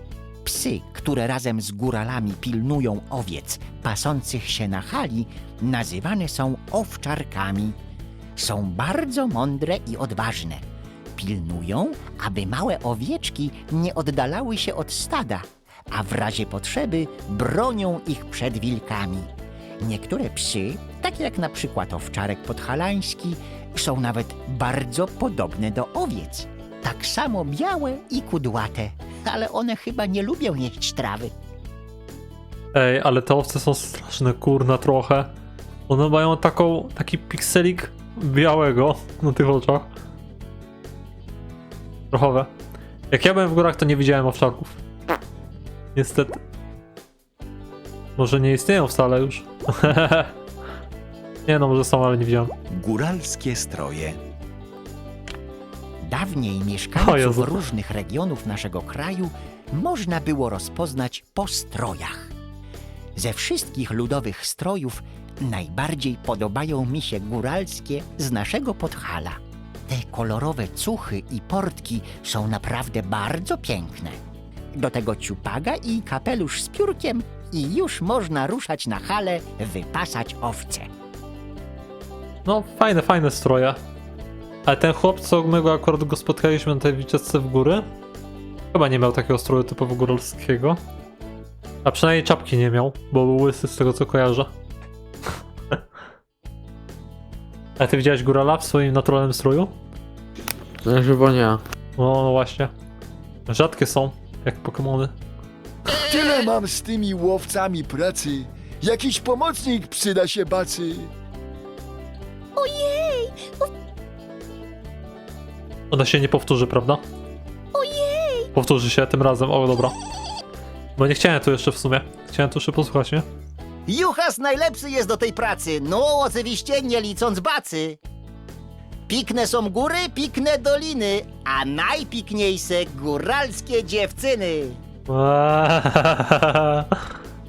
A ja nie widzę tu żadnej. Biedny jesteś, gościu. Nie masz nikogo. Mieszka ze starym czy z kimś tam, nie wiem nawet. Ciągle łowiecki i te barany. Kupmy se kozę, tak dla odmiany. Koza też daje mleko. Znaczy, daje właśnie. W przeciwieństwie do owiec. I właśnie z mleka są oscypki Góralskie też. stroje. Pikne są góry. Dobra, powtarzę się dalej. Nikt nie będzie słuchał. Wełnę robi się z runa, które rośnie na owcach, tak samo jak włosy na naszej głowie. Dlatego owce co jakiś czas muszą chodzić do owczego Co to za fryzjera, kropka? który je strzyże. Z obciętej wełny w specjalnych przędzalniach lub na kołowrotkach w góralskich chatach robi się grubą wełnianą przędzę. Ale Z ujeżdża. niej wytwarza się później swetry, czapki, rękawiczki i inne ubrania. Są bardzo ciepłe, w sam raz na zbliżające się chłodne wieczory. No, teraz wieczorem mi to jest faktycznie chłodno całkiem. I ja o tym wiem na własnej skórze, bo jeżdżę na Pokemony.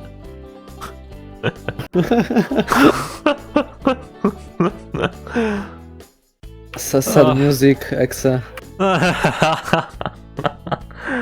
Ale nie, muszę się ubierać już w bluzę. Przez całe lato się musiałem ubierać w taką... No. Żeby chronić ręce przed słońcem, to się ubierałem w taką koszulę białą. Ale było tak gorąco upalnie strasznie. Teraz to już tak bluzę raczej. Bo się chłodno robi powoli. Pogoda w górach. W górach im wyżej wchodzimy, tym robi się zimniej. Pogoda potrafi się bardzo szybko zmienić. Może się gwałtownie ochłodzić lub spaść deszcz. Dlatego do każdej górskiej wyprawy należy się dobrze przygotować. Musimy się ciepło ubrać i włożyć buty z grubymi podeszwami, żeby nie skręcić sobie nogi na skałach. Powinniśmy też pamiętać o ciepłych napojach, nawet kiedy świeci słońce. Przecież wysoko w górach śnieg może leżeć nawet przez cały rok.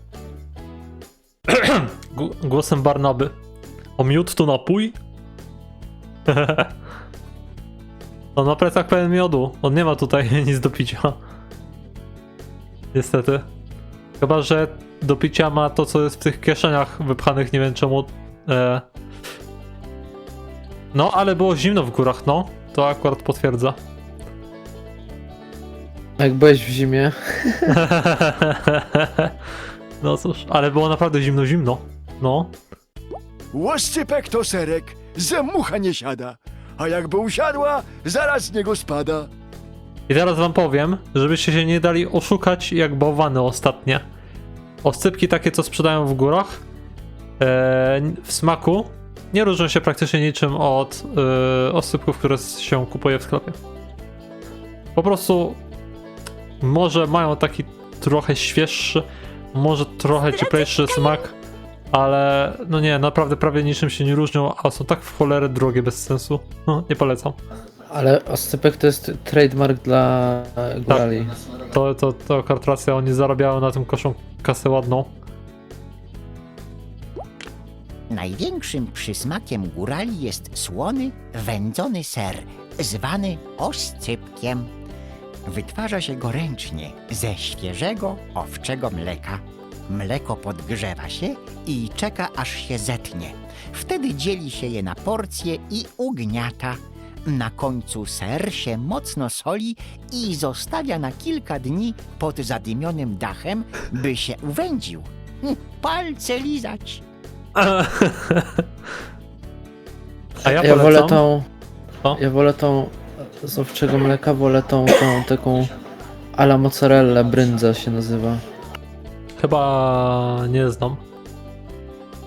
Ale ogólnie jak ktoś jest też wegetarianem i na grillu nie ma co jeść, to ja polecam do grillowania serek camemberski taki z dżemem. Oczywiście dżem później się daje, ale no można to przygrillować i naprawdę dobrze smakuje. Chociaż no dobra, to jest zupełnie inny ser, nie? No, ja Ale też się oscypków nie grilluje, lubię. tak? Ja oscypków nie lubię, bo są takie przesolone za bardzo. Ty? A ja lubię. Całkiem. Jedynie dlaczego je nie jem? Bo są drogie. I to koniec, jedyny powód praktycznie. Chociaż teraz jak zapierdziela ta inflacja, to ja nie wiem. Ja myślałem, że ten gościu ma 6 palców. Nie wiem dlaczego. Łoscypek Zaczyna mi się coś ze wzrokiem gdzieś chyba. czarny... Znaczy ogólnie jak w Zakopanem to tak, ale jak pojedziesz tam bardziej na wieś do takiej prawdziwej bacówki, gdzie robią to jest taniej. O! To może muszę faktycznie tak bardziej spróbować. Czarnego barana to widać z daleka. Zawsze go znajduję, kiedy mi ucieka. No, Jak dobrze, że w górach są te pikne hale. Bo gdzie wtedy łowce paśliby górale? koło domu. Czarnego barana to widać... Dobra. Mordo, w Minecrafta nie grałeś? Czarne barany. Różowe owce. O Jezu, Rexon, kiedy zagramy w Minecraft? Sooner than later, I think. To w tym roku? Maybe. O, okej, maybe, okej. Okej. Herbata. Przez chwilę myślałem, że będzie dźwięk herbaty, nie? Nie wiem dlaczego. Kawa. Kawa. Za taką herbatę oddałbym Dobra, to zaraz. Czekolada. Czekolada. Czekola. Czekolada. Dobra, Tyle mam z tym. zagonimy barany. Owieczki i barany rozbiegły się po całej łące, żeby tylko nie porwał którejś z nich zły wilk. A ja obiecałam Bacy, że zagonię całe stado do zagrody. Będę miała dużo pracy, pi. Co to jest jakiś taniec Pomóż Fortnite? Tosi wyłapać owieczki i umieścić je w odpowiednich zagrodach. Dobrze. To po jednej, nie? Ona powiedziała owieczki. Dobrze. To baronów? Nie. Nie zaganiamy. Masz myszkę? Masz myszkę. Ej, ty! To trzeba rozdzielić jeszcze, trzeba uważać. Bo tu jedne te owce są takie nabombowane tym wełną, a jedne nie. Trzeba ostrożnie. Ja tego nie zauważyłem wcześniej. No, ja też nie. Tak ledwo praktycznie to zauważyłem. Jest tak subtelnie bardzo różnica jest między tymi dwoma edycjami. Aż mi się przypomniała ta gra Sheep. Nie grałem. O co chodziło w Sheep? Musiałeś tam zagonić owce i tam były taka zręcznościowo tylko z lotu ptaka i to musiałeś zagonić jak najwięcej owiec, ci się uda. Czy to nie jest przypadkiem ta gra, co nagrywał Dragon czas. Dream? Nie wiem, musisz mi potem wysłać linka, to ci powiem czy tak, czy nie. Bo mi się coś kojarzy, że Dragon Dream nagrywał coś w rodzaju nazwa Sheep. Bombowo! Daję słowo! Ale nie wiem, czy to o czym mówisz, czy coś innego. Oddałbym nawet. Ale, Ale potem podobno jest znane dosyć. pokażę ci intro potem tej gierki, to jest trochę creepy. Ja się bałem w dzieciństwie Jeżeli jest tego. trochę creepy, to wydaje mi się, że może być to faktycznie to. No ja się w dzieciństwie bałem tej gry trochę. A polecasz ją? No jest spoko, jak umiesz, ale mnie to denerwicowało, że ta gra jest ciężka dość. Bo ja grałem najpierw grałem w demówkę tej gry, ale potem dostałem oryginalną płytę z CD Action. Taką pełną, pomalowaną w ogóle, tak jak oryginalne płyty, tylko CD Action. To ja sobie może Tak, obejrzę papatka drugiego będziesz. streama Let's Playa. Czekaj, w CD Action? W jakim CD Action? Którym? Nie pamiętam, ja bym musiał wyciągnąć moje pudło z grami, nie pamiętam gdzie ja mam, bo tam Starszy mam... niż 2008? I think yes. Kurna. Mam wszystkie CD Action od 2009, a wcześniej już nie. Za drogę na OLX-ie. Kurde, właśnie, muszę wcześniejsze CD Action kiedyś kupić dalsze. Może dam radę z wysyłką. Bo ogarnąłem w końcu wysyłkę na OLX-ie po pierdylion latach. Co? No. Bo wcześniej kupowałem na OLX-ie tylko jak było stacjonarnie w mieście, nie? I pierwszy raz kupiłem coś z wysyłką na OLX-ie. Jak kupiłem 2 wolumeny, no czyli 2 tomy Ality. Battle Angel. My man, tam masz nawet specjalną opcję przy szukaniu czegokolwiek, że ma być tylko z wysyłką przez OLX. No i to jeszcze wiesz kiedy było? Z miesiąc temu. Nie, sorry. Z 2 chyba.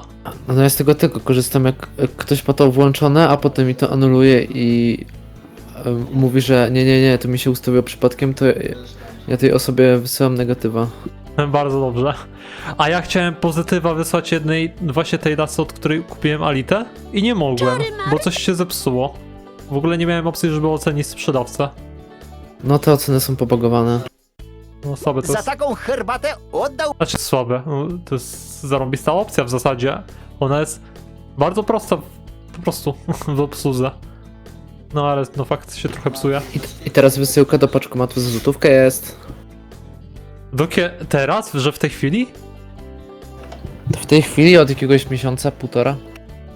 Ale jaja. A ile to jeszcze będzie trwało? Nie wiem, to przynajmniej ostatnio to 2 razy do roku potrafi być tak przez długi czas. To ja muszę skorzystać, kurde, pieczone. Może sobie kupię tą memorię w końcu, hehe. Za taką herbatę oddałbym Dobra, wypłatę. teraz ta minigra, co ja jej nie ogarniałem też w dzieciństwie.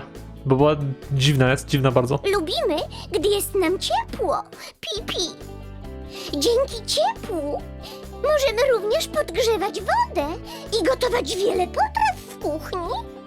Gdy jest zimno, łatwiej się przeziębiamy, a wystygły obiad niezbyt nam smakuje. Zbyt gorąca zupa może nas poparzyć, pi. A w lecie łatwo o ból głowy i słoneczne poparzenia. Lubimy wtedy sięgnąć po lody lub zimny napój z lodówki.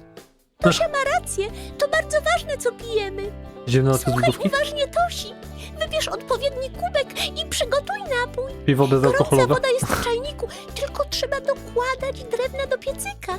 Żeby napój był zimniejszy, można dodać kostki lodu. Gdy będzie gotowe, podaj kubek myszce. Matka mi trochę termometrze pomagała przy tej grze. Można sprawdzić, Minigrze. jaka jest temperatura. Na co czekasz?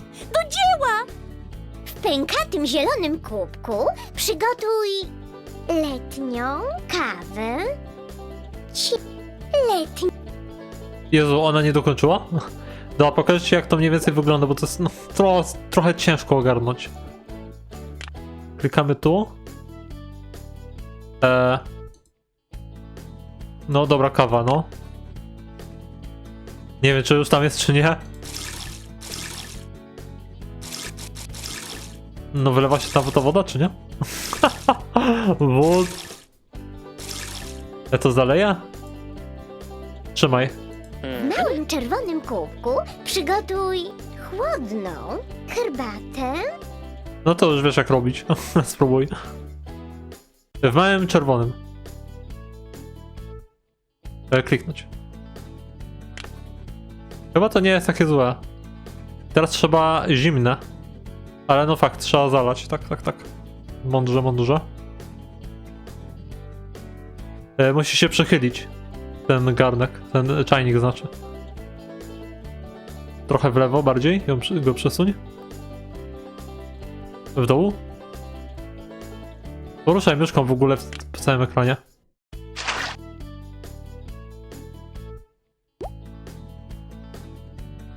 Chcę ci pokazać temperaturę kubka.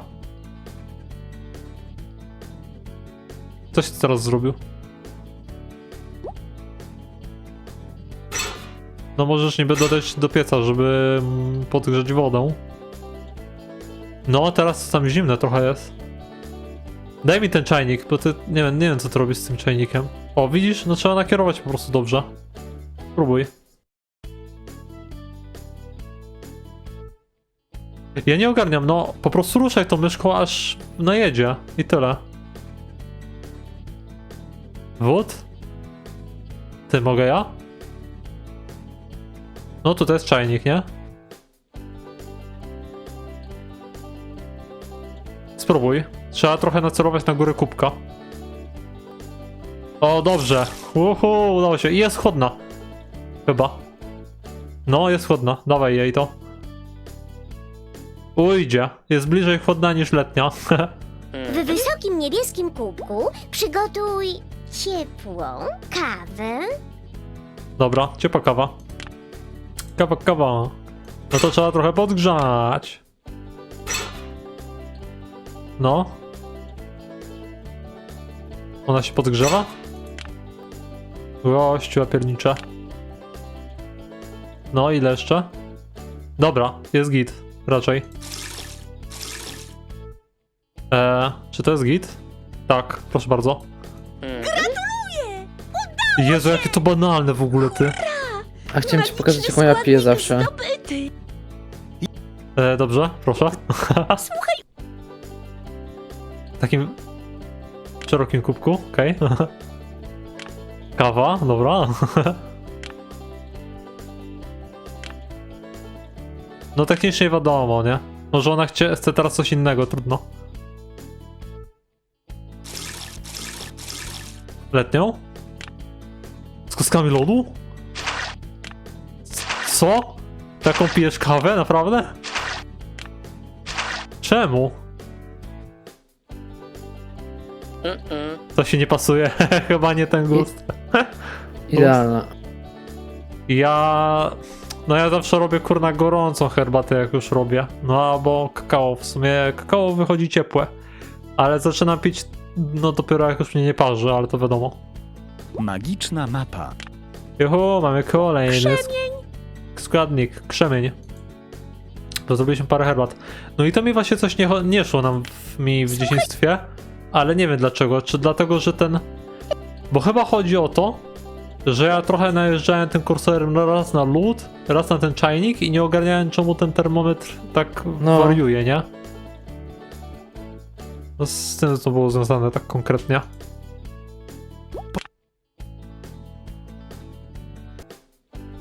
Dobra, no to co? Została nam już tylko papatka. W ogóle... Łysa Polanka. Jaka nazwa? 1000 Łysa metrów Polanka. nad poziomem morza. A ja byłem ze szkołą i było poniżej 0 metrów nad poziomem morza. Łysa Polanka? Ha! Myślę sobie, że to o mojej piszą tu głowie. No ma dystans do siebie, no ma. I tyle. Łysa Polanka. Ale tylko on ma tekst na nazwę tej Polanki. Szkoda, myślałem, że ktoś jeszcze się odezwie z przyjaciół. A jak się... Z przyjaciół. Jezus Maria. Myślałam, że górale śpiewają góralskie piosenki, a ten cały czas tylko śpi. O Jezu, chropie. Muszę przestać liczyć te moje barany, bo przez to wciąż jestem okropnie zaspany. No cóż. Przepraszam za moją myszkę, ale ona poczuła chyba zapach oscypków. Kiedy brzydka pogoda nie zachęca do górskich wędrówek, możemy poczytać sobie książki w schronisku. Książki mogą was wiele nauczyć. Ej, wy chyba... Jeśli klikniesz na taką, Dobra. która jest oznaczona gwiazdką, dowiesz się, jak napisać literkę oraz usłyszysz o niej wierszyk. Niektóre z książek mają Widzę nowe literki. Jeżeli chcesz wiedzieć, co ciekawego zaznaczyłam, kliknij na nie. Chodźmy nad strumień za oknem i pomóż mi dotrzeć do źródła. Dzban źródlanej wody będzie potrzebny do przywrócenia mi czarodziejskiej mocy. Kliknij na pędzle i zaglądnij do góralskiej pracowni malarskiej. Klikając na księgę, to najpierw. możesz posłuchać bajki. A i nagle pierdzieli o tej księdze zamiast o tych rzeczach, bo to... Ej, nie, ja nie wiem, ja jestem tak troszeczkę przekonany, jakbyśmy już wszystkie litery alfabetu polskie przerąbali przez poprzednie papatki.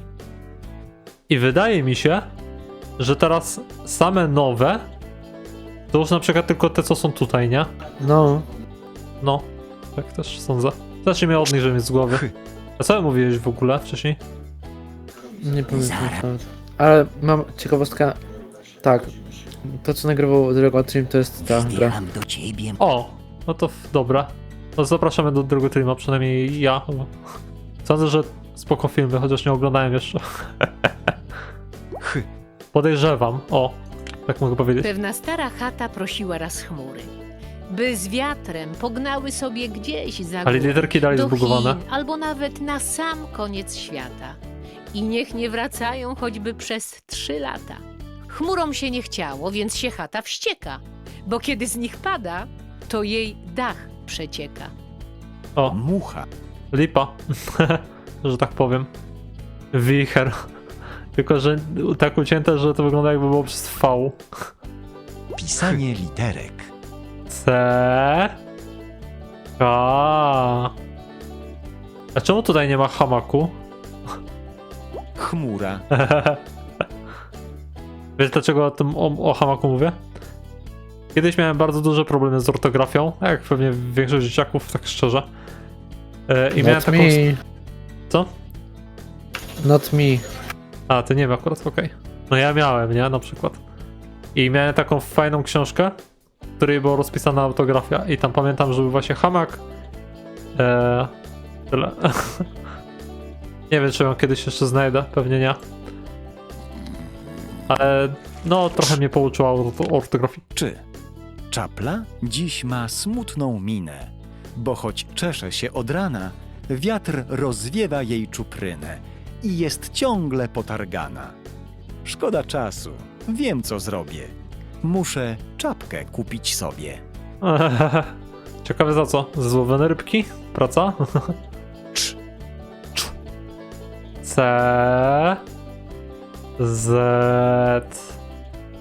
Czajak czarek. Następna. O! Ale czemu ona ma taką dziwną Jaszczurka. głowę? Jaszczurka. Myślałem, że coś powie ciekawego. Ciekawostka. Jezu, te Mecz. myszki mają Mecz. sterową piłkę. Maczuga i Maczuga. miecz w grze dla dzieci? Maczuga. Takie straszne rzeczy? Przypomniał mi się aż kurna ten... Suweniry, patrzę. Zakład. A. Nie ma to sensu, Cza. ta zakładka. Oni chyba coś próbowali tutaj zrobić, że autor by czytał, wiesz, łącznie, nie? Te litery Cz. po sobie. E. Ale... Cze. No to były jeszcze nie te czasy, żeby coś takiego dałoby radę. Tak sądzę. No, Ci. Ćma Zgadłem. spytała się wróbelka. Co mam robić, by tak ćwierkać? Ćwir? Wróbelek się ukłonił. Musisz ćwiczyć w filharmonii. byłem raz w Filharmonii, to było z 2,5 godziny. Muzyka nawet fajna, ale się trochę szczerze męczyłem.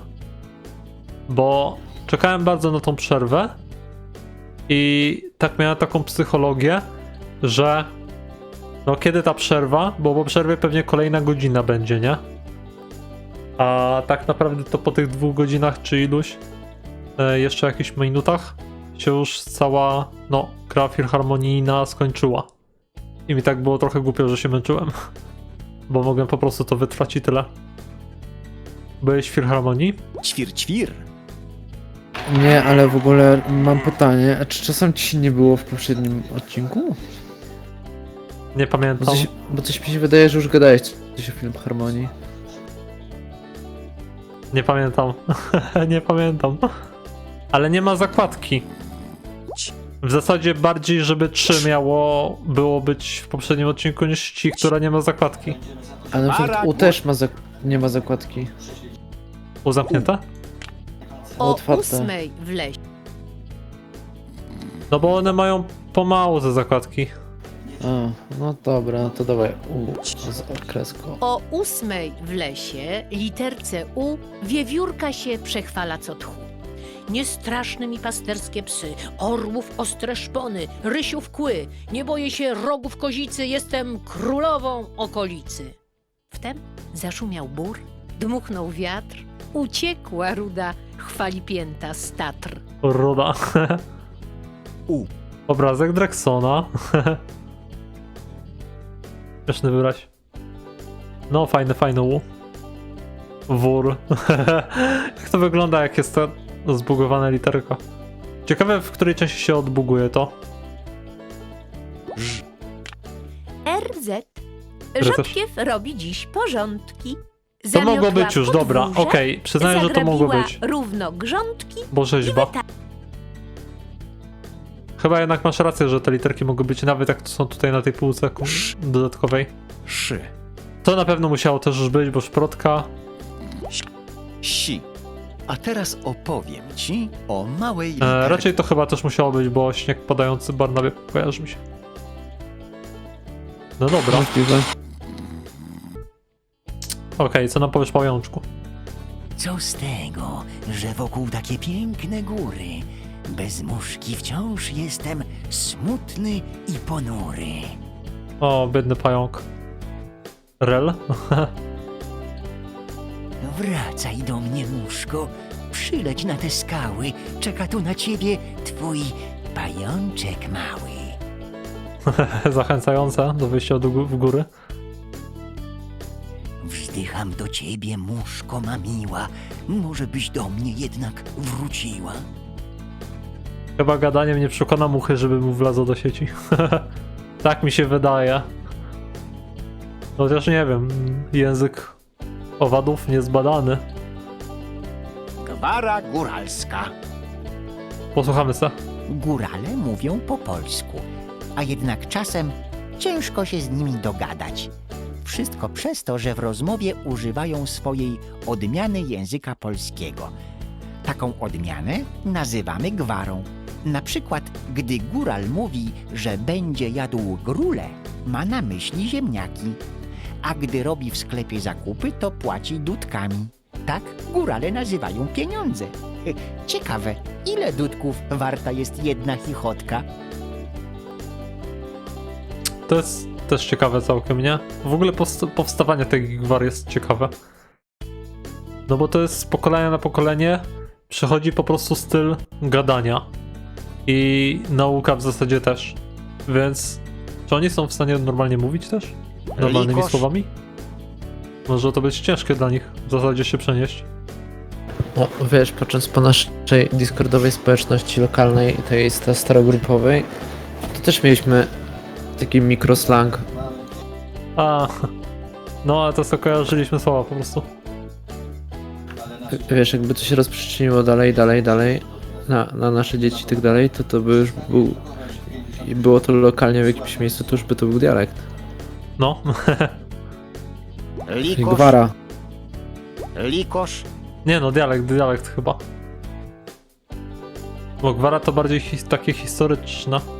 A zresztą dobra, nie wiem.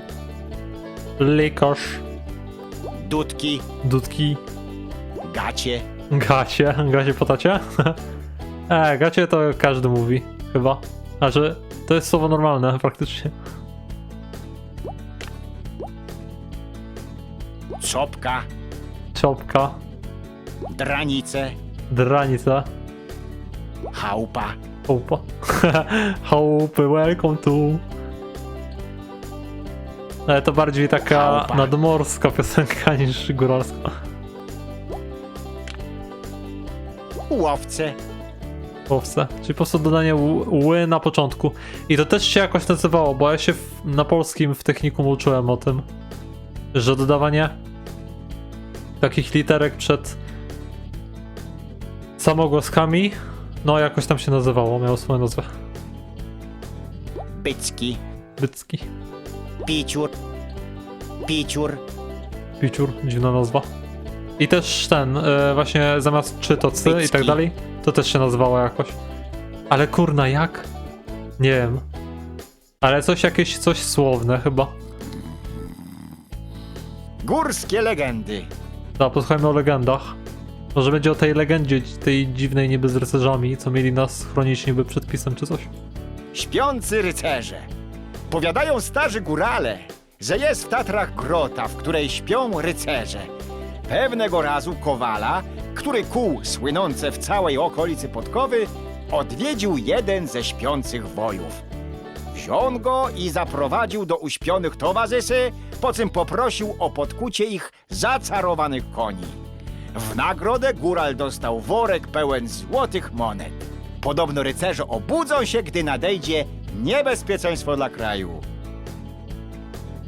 Czyli on się w zasadzie powtórzył, co mówił wcześniej przed chatą, tylko teraz były obrazki. No, fajne. Jak gdyby prawdziwe jeszcze było. Ale Raz cóż, legenda to legenda. Pory roku. Pory roku w takiej części będą omówione, nie? Jak przygody w górach. Skąd śnieg wie, że padać ma zimą? Albo skąd wiedzą kwiaty, że kwitnąć należy na wiosnę? Tak, w przyrodzie wszystko ma swoją porę. Pory roku spowodowane są tym, że Ziemia, tak jak wielka piłka, kręci się wokół Słońca. Raz ogrzewana jest mocniej, a innym razem słabiej. Dzięki temu po zimie nadchodzi wiosna, po niej gorące lato, a później deszczowa jesień i kolejna zima. Wszystkie pory roku są piękne. Wiosną przyroda budzi się do życia. Lato to czas opalania się i kąpieli. Jesień I chodzenia tak na Pokemony. pięknie złoci drzewa, a zimą nareszcie można pojeździć na sankach. Przyroda wie, co robi. No, w świecie popadki Ziemia jest bardzo blisko Słońca i prawie tak samo wielka jak ono. Ciekawe. No dobra, no pory roku, no fajnie, nie? A u mnie u babci w ogóle było takie wyszyte pory roku, były wyszyte. Obrazkowe. Tylko nazwy były... No po angielsku chyba, bo Spring, Autumn, Summer i Winter. Chociaż mogło być też No, po to- niemiecku, bo to była po podobna angielsku. nazwa. Co tam? Teraz powiedziałeś po angielsku. No tak, powiedziałem po angielsku. A mówię, że nie pamiętam jak to było na tym wyszyciu, nie? Trochę. Ciupaga. Moja wina, wiem. Czy to dzwonki łowiec, czy budzik już dzwoni? Nie, po prostu kliknąłem w ciebie różdżką magiczną. Właśnie, papatka, no masz tu różdżkę, trzymaj. Zaczaruj coś nią. Nie no, my jako gracze jesteśmy ponad prawem normalnie tej gry. Nie śpię, nie śpię. Tak tylko się zamyśliłem. Tak, tak, na pewno. Nie wiesz, że nie klika się na Janosika? Drexon się boi tej gry. Czemu? No jakie klika. I jeszcze nagle mu się takie czarne oczy zrobiły. On wie, że klikamy w niego różdżką magiczną, jako gracze. Ta gra jest porąbana. A ja tak się dziwię, że mu pisałem, że papatka jest nad moją głową. No cóż. Raz jest czas na spanie, raz na malowanie. Dobra, zmalujmy coś. Jak chcesz, to też możesz być czarodziejem. A tu są malunki. Tak jak czarodziejska różdżka wyczaruje obrazki. Mam wrażenie, jakby to widział pierwszy raz w życiu. Pozwoli wybrać rodzaj kolorowanki. Odgadnij, jaką literę przypomina kształt na obrazku i wciśnij ją na klawiaturze. Jeżeli chcesz przerwać grę, Jak to nie B, skoro to baran? No to krowa. Nie? O Jezus Maria, Drexon, ja chyba nie wiem. Dobra, powiedzmy, że coś zrobię. Wód? Co ja mam zrobić? U. teraz możesz pokolorować obrazek. Ten obrazek jest niby na U. Jakim cudem? Jakim cudem to jest U? To nie jest krowa. O Boże, ja nie mogę. No nie, ta gra jest dla kompletnych idiotów chyba, nie dla takich mądrych jak ja. Albo ja jestem głupi. Czemu? Wiecie co tutaj jest? O Boże.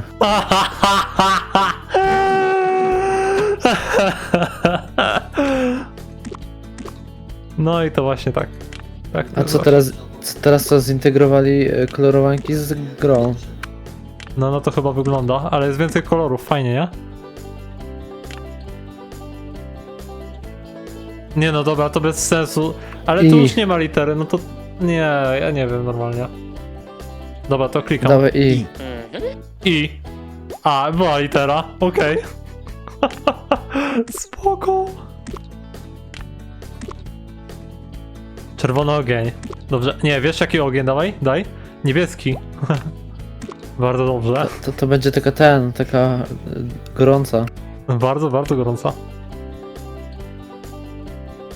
O! J. I. Gratuluję. Dobra, inny tryb robimy? Czy jeszcze coś chcesz? Dobra. A, dobra. Odgadnij, jaka głoska jest w słowie. Jaka Nówek. głoska jest w słowie? No to M. O, fajne. To mi się podobało, ładne kolory są.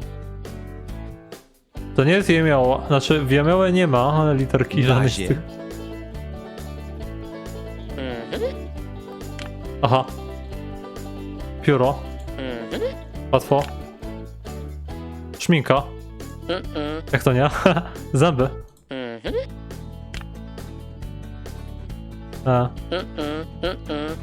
Myszka. Nie? Jak to G? Czekaj, nie klikaj. Co to jest? Co to jest w zasadzie? Gra? Że gra w piłkę? Kura koko.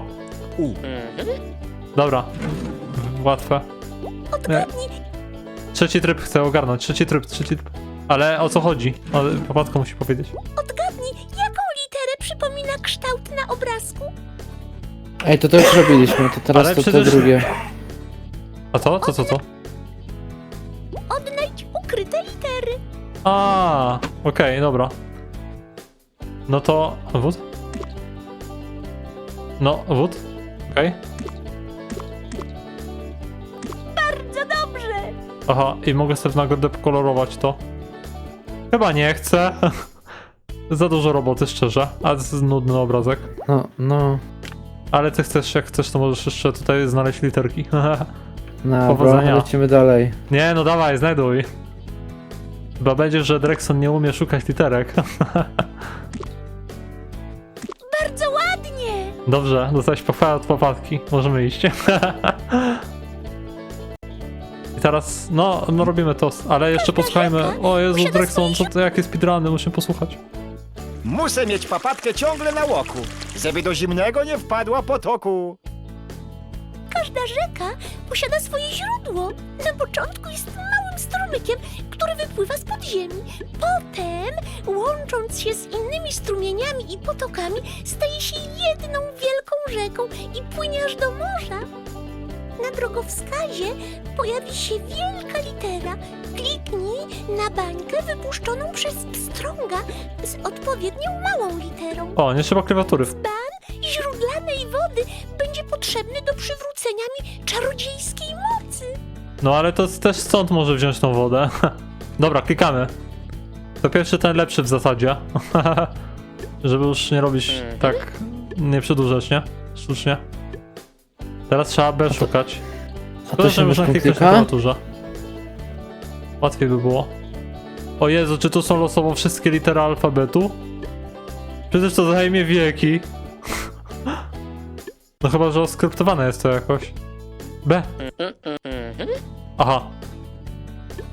Dobra, trzeba klikać raz. Czyli kto pierwszy, ten lepszy nie zadziała, bo się cofnie. A jeśli się cofnie, to od razu pójdzie w zasadzie. Dobrze.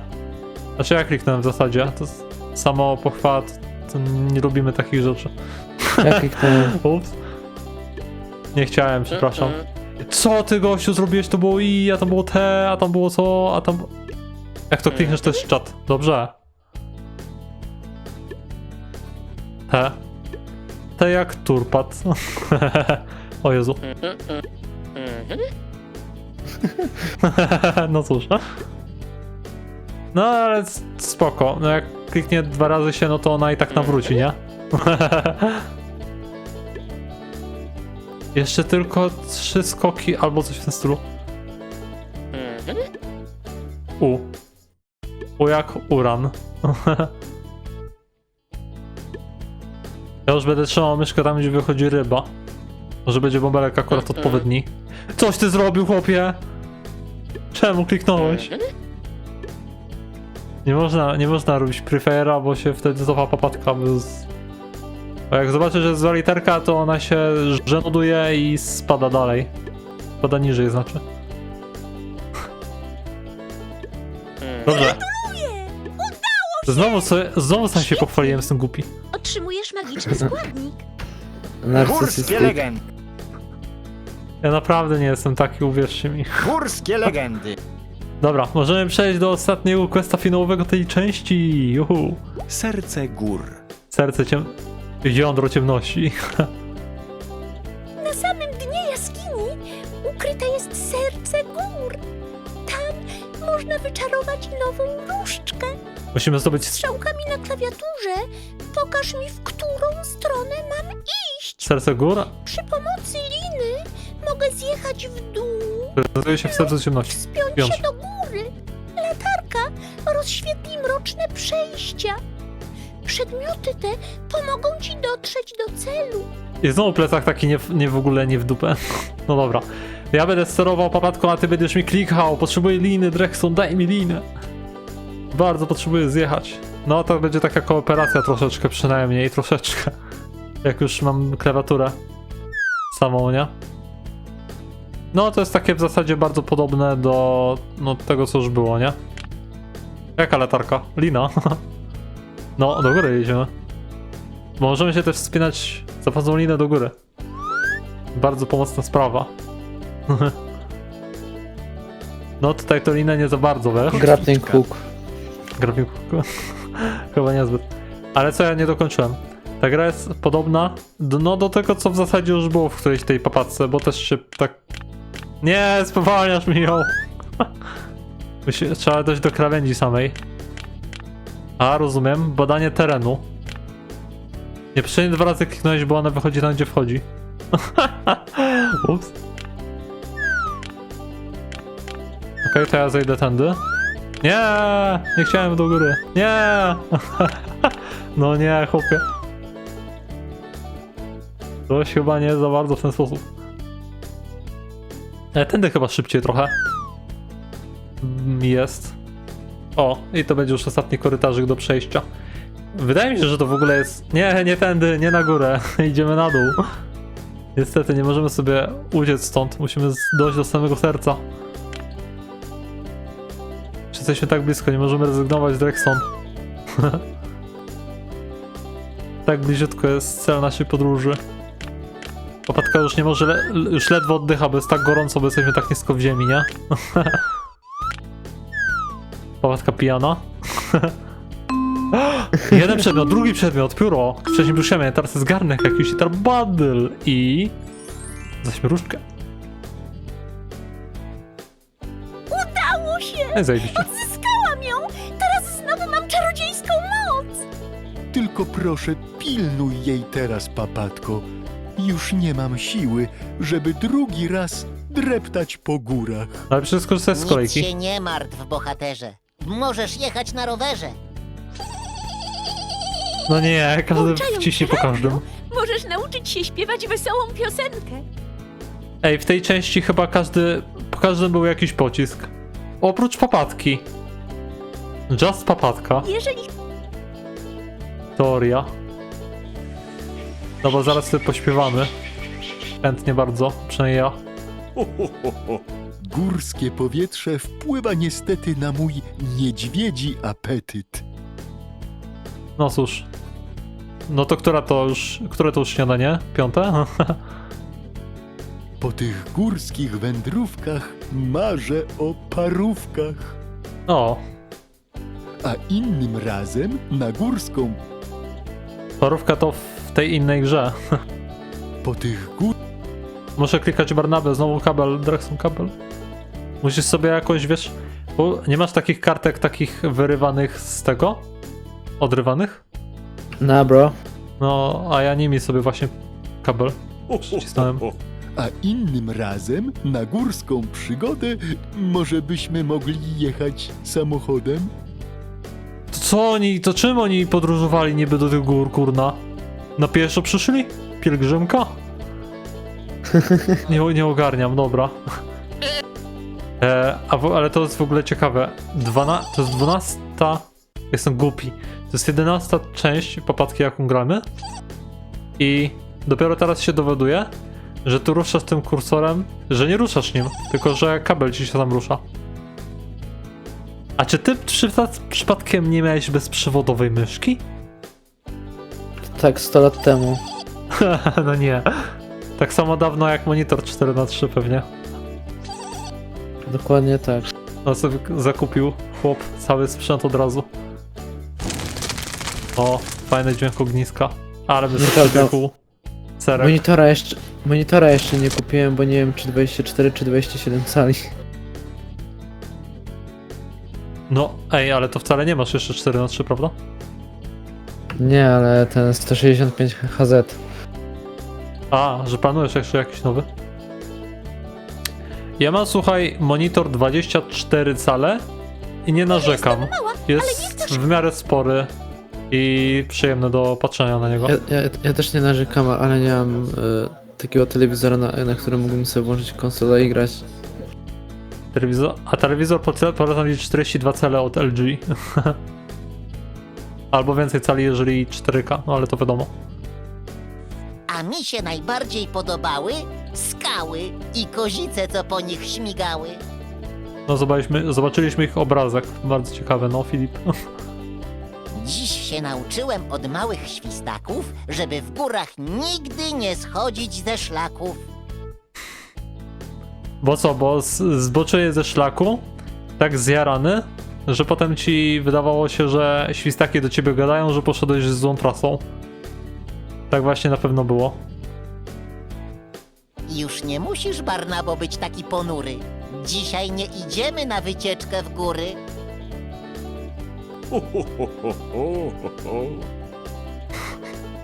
Musiałem jakoś to połączyć. Dziś się nauczyłem od... Dobra. A co ten świstak będzie pierdzielił? Coś mi strzela w kościach i ucho mnie boli. To już chyba zima. Zbliża się powoli. No, to zbieraj zapasy i sen zimowy zapadnij. Jakie w ogóle dziwne światło wychodzi z tego domu, jakby tam jakiś Bóg mieszkał albo coś w tym stylu. Z niebo zstąpił, kurde. Z chałupą zstąpił. Gdyby mi płacili za moje gwizdanie, to bym sobie większe mógł kupić mieszkanie. Nie umiem niestety. Nie kupię sobie mieszkania. Uwaga na ogień. Nie podchodźcie blisko. No i pamiętajcie, zgasić ognisko. Ale to dopiero jak się przygrzeją te kiełbaski, nie wcześniej, bo was zleje ojciec. Ale nie mówię tego ze swojego doświadczenia, tylko domyślam się tak. Albo wujek. To prawdziwy cud natury, takie góry. No są i tyle, nie? Wiecie co, chłopaki? Upieczmy ziemniaki. A to jest jeszcze papatka, ale ona nic nie grzeje? W zasadzie tak samo jak Filip. Ej, tylko Barnaba i Tosia sobie przygrzewają kiełbaski. Po raz jedyne jest żrące kiełbaski. Fajnie było w górach. Szkoda, że się skończyło. No, właśnie, no dla nas się jeszcze nie skończyło. Piosenka i opowiadanie nas jeszcze czeka. Dobra, Drexons, śpiewasz ze mną czy beze mnie? Bez ty. Sam. Wesoła piosenka. Już myślałem, że się złapiesz. Jeżeli wybierzesz mikrofon, usłyszysz piosenkę ze słowami. Dobra, ale jak będziesz miał jakąkolwiek okazję, możliwość albo pomysł śmieszny, no to się mi wpierniczaj też w śpiew. Melodia. Fajnie będzie. A to mi wskaże, prawda? Kurde, melodia. Oczywiście, że chcę tekst. Górski potok płynie gdzieś, wędrówkę daleką. Ta wstążka wije się, kiedyś będzie rzeką. Filip chce przeskoczyć go, bo lubi przygody. Rozbieg wziął, zawoła hop, no i wpadł do wody. Za wycieczkę w góry, ruszamy skoro świt. Tam gdzie białe chmury, gdzie skalny szczyt. Skaliste przez zielone hale, w samym sercu Tatr. Wędrują górale, prowadzi ich wiatr. Ze spodni. Tosia tańczy w ogóle. Miś Barnaba mruczy coś i powoli człapie. Już ma w tej wędrówki dość, jak parowóz sapie. Pałaszował dawno miś, cały zapas miodu. A pod górą ciężko iść, gdy był żbur czy zgodu. No ale mam na wycieczkę w góry, ruszamy skoro świt. Całą teczkę, znaczy plecak tam gdzie białe chmury, gdzie skalisty jest miodu ma. Z zielonych ale w samym sercu Tatr. Wędrują górale, prowadzi ich wiatr. Ten co dalej, Tosia. Ale dziwna animacja w ogóle tych nóg. Popatka choć stara się wciąż zostaje w tyle. Razem z Tosią pośród drzew ścigają motyle na nie trasie, której powinien być i żartują sobie, że dla większej wygody winda by przydała się lub prochody schody. Winda nie miałaby sensu w górach chyba. Na wycieczkę w górę ruszamy skoro świt. Tam gdzie białe chmury, gdzie jest salisty szczyt. I przez zielone hale w samym sercu Tatr. Wędrują górale, prowadzi ich wiatr. W góry, ruszamy skoro świt. Tam gdzie białe chmury, gdzie skalisty szczyt. Przez zielone hale, w samym sercu Tatr. Wędrują górale, prowadzi ich wiatr. Na wycieczkę w góry, ruszamy skórą świt. Tam gdzie białe chmury, gdzie skalisty szczyt. O, chyba się już kończy muzyka. Przez zielone hale, w samym sercu Tatr. Wędrują górale, prowadzi ich wiatr. To dalej trwa? Bo ja tak ledwo słyszę już. Uncanny w sumie są te ruchy Tosi. Szczerze. Trochę się boję. A ona jako jedyna się cieszyła z tej piosenki i reszta cała jak kołek soli. A gdzie muzyka? Okej, dobra. W ogóle ciekawe, że tak od początku zacząłem dobrze śpiewać tę piosenkę. Nie wiem, czy to dzięki wokalowi, czy po prostu to było takie mega szczęście, że akurat trafiłem w rytm. No dobra, no to co, słuchamy bajeczki, nie? I potem kończymy. Podczas wędrówki po górach mnie i moich przyjaciół spotkała przygoda. Jeżeli chcesz wiedzieć jaka, posłuchaj dziadka Kreta. Jeżeli chcesz posłuchać jeszcze raz, kliknij na dziadka Kreta. Jeżeli chcesz wrócić, kliknij tutaj. Na dziadka Kreta. Przyjaciele z tęczowej polanki dziarsko wkroczyli na górski szlak. Papatkę, Tosię, Barnabę i Filipa powitał szum gęstego lasu i zapach rześkiego, wiosennego powietrza. Całe szczęście. Dzielna drużyna maszerowała, pnąc się coraz wyżej i wyżej do celu swej podróży. Niczego innego. Przytulnego schroniska na szczycie góry. Mała czarodziejka i jej towarzysze pozostawili za sobą chłód lasu i wkroczyli na skąpane słońcem zbocze. Jednak piękne widoki nie przyciągały uwagi Barnaby, który z każdym krokiem stawał się coraz głodniejszy i myślał jedynie o swoim ulubionym No co za przysmaku. chłop, ja nie mogę. A bo plecak wypełniony przecież tym. Może gdzieś tu będzie miodek? Głuptasie, pszczoły nie mieszkają w skalnych szczelinach. To bardzo sprytne owady.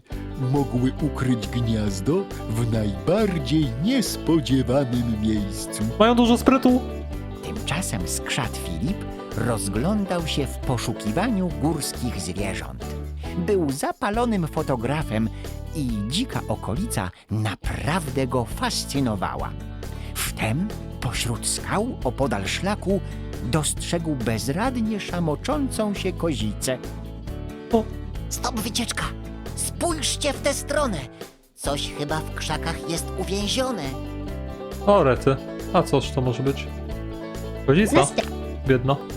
Kopyto zwierzęcia uwięzło w sidłach zastawionych przez kłusowników. Patrzcie! Uwięziona kozica! Przyjaciele postanowili jej pomóc. Podeszli do niej wolniutko. Czarodziejka Papatka oraz myszka Tosia łagodnie przemawiały do kozicy, aby ją uspokoić, a Barnaba delikatnie zdjął sidła z jej nogi. Uwolnione zwierzę w podziękowaniu skłoniło rogi i lekko kulejąc zbiegło w dół stromego zbocza. O, no i fajnie uratowali. Wędrowcy ruszyli Chodzimy na w twarz, dalszą to- drogę. Szli w milczeniu, zasłuchani w melodię graną przez wiatr w szczelinach skał. Nagle usłyszeli jakieś popiskiwania. Czy to wietrzyk gra na flecie, a ktoś śpiewa z nim w duecie? O, jakie biedne maleństwo. To małe orlątko. A ta grafika chyba kiedyś była już użyta, nie wiem dlaczego mam takie wrażenie. Następna strona. Chyba małemu brakuje mamy. Zaraz jej sygnał na flecie damy. Zaproponował Filip i wyjął flet, po czym wydobył z niego głośne dźwięki przypominające wołanie pisklęcia.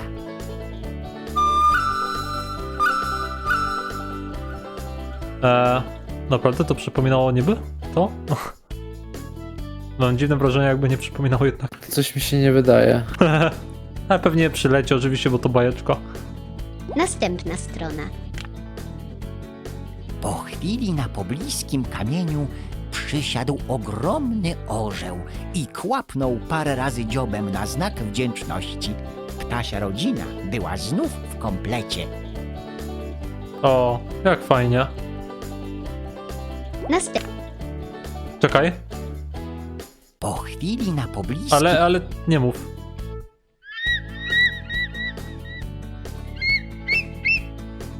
Fajna. Zobaczyłem, że jest gwiazdka, nie? Chciałem posłuchać. Następna strona. Gdy czarodziejka, skrzat i myszka machali na pożegnanie ptakom, Barnaba podskoczył z radości. Filip wygląda jak taki mem. Chyba czuję miodek. Nim przyjaciele z tęczowej polanki zdążyli zareagować, wygłodniały miś zszedł ze szlaku i zniknął w labiryncie skał. Barnabo! Zaczekaj na nas! Nie, papatka, nie krzyż w górach, bo spadnie lawina i... Wołała papatka, biegnąc za łakomczuchem. Wielki, głodny brzuch wprawia misia w ruch. Ile razy jeszcze? Ktoś powinien zrobić licznik, ile razy jest pocisk po Barnabie we wszystkich częściach. Następna strona. Skrzat, myszka oraz czarodziejka szybko dogonili Barnabę, ponieważ misia zatrzymała głęboka przepaść. Tu nie ma miodu. Pewnie wiatr spłatał ci figla i przyniósł zapach ze schroniska, które znajduje się po drugiej stronie rozpadliny. Wiesz co zauważyłem? Ja chyba dopiero teraz zauważyłem coś ciekawego, dziwnego w tej papatce. Że Barnaba absolutnie nigdy nie ma innego wyrazu twarzy. Zawsze ma taki sam. Nieważne, czy jest smutny, czy wesoły. No tak. Rany, to jest straszne po prostu.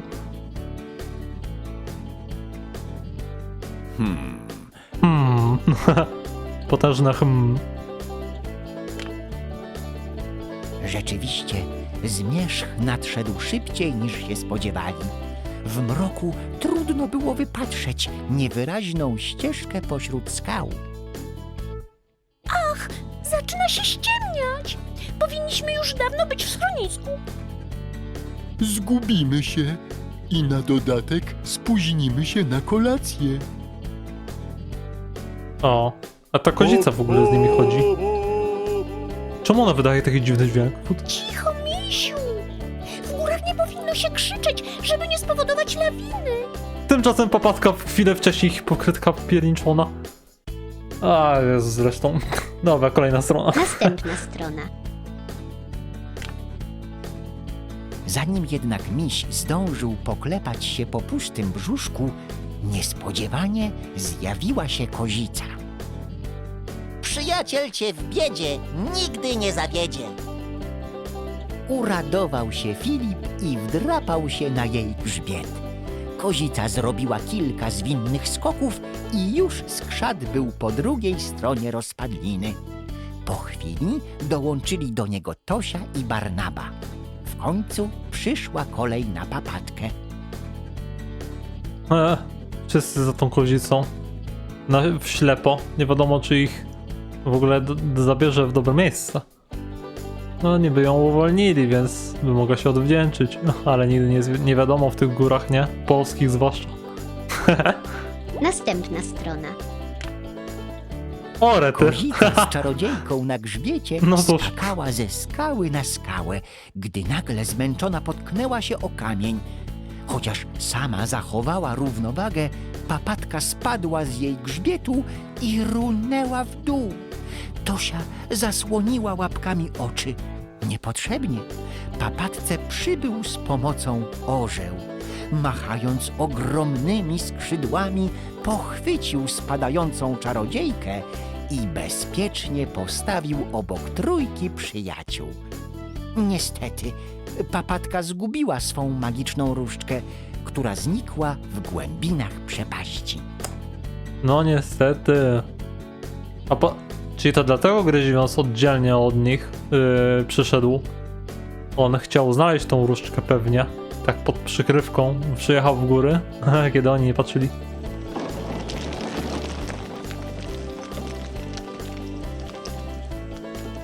No, na całe szczęście w sumie, że był tutaj ten orzeł. Bo inaczej by sobie nie poradzili. Mów coś. Mówię Aha, coś, mówię coś. znaczy do papatki mówiłem, a ona wydaje dźwięk spadania, okej. Następna strona. Zmęczeni wędrowcy z tęczowej polanki dotarli wreszcie do celu podróży.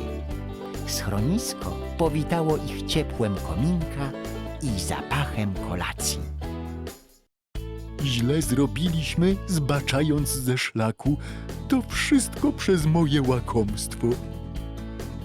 Najważniejsze jednak, że poznaliśmy nowych przyjaciół i nauczyliśmy się, że góry są równie piękne, co niebezpieczne. Tak, Papatka ma rację. Góry, choć takie piękne, potrafią być niebezpieczne.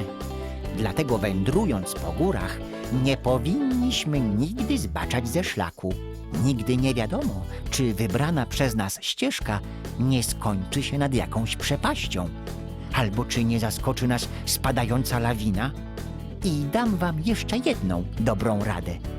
Najlepiej wędrować po górach w towarzystwie doświadczonego przewodnika.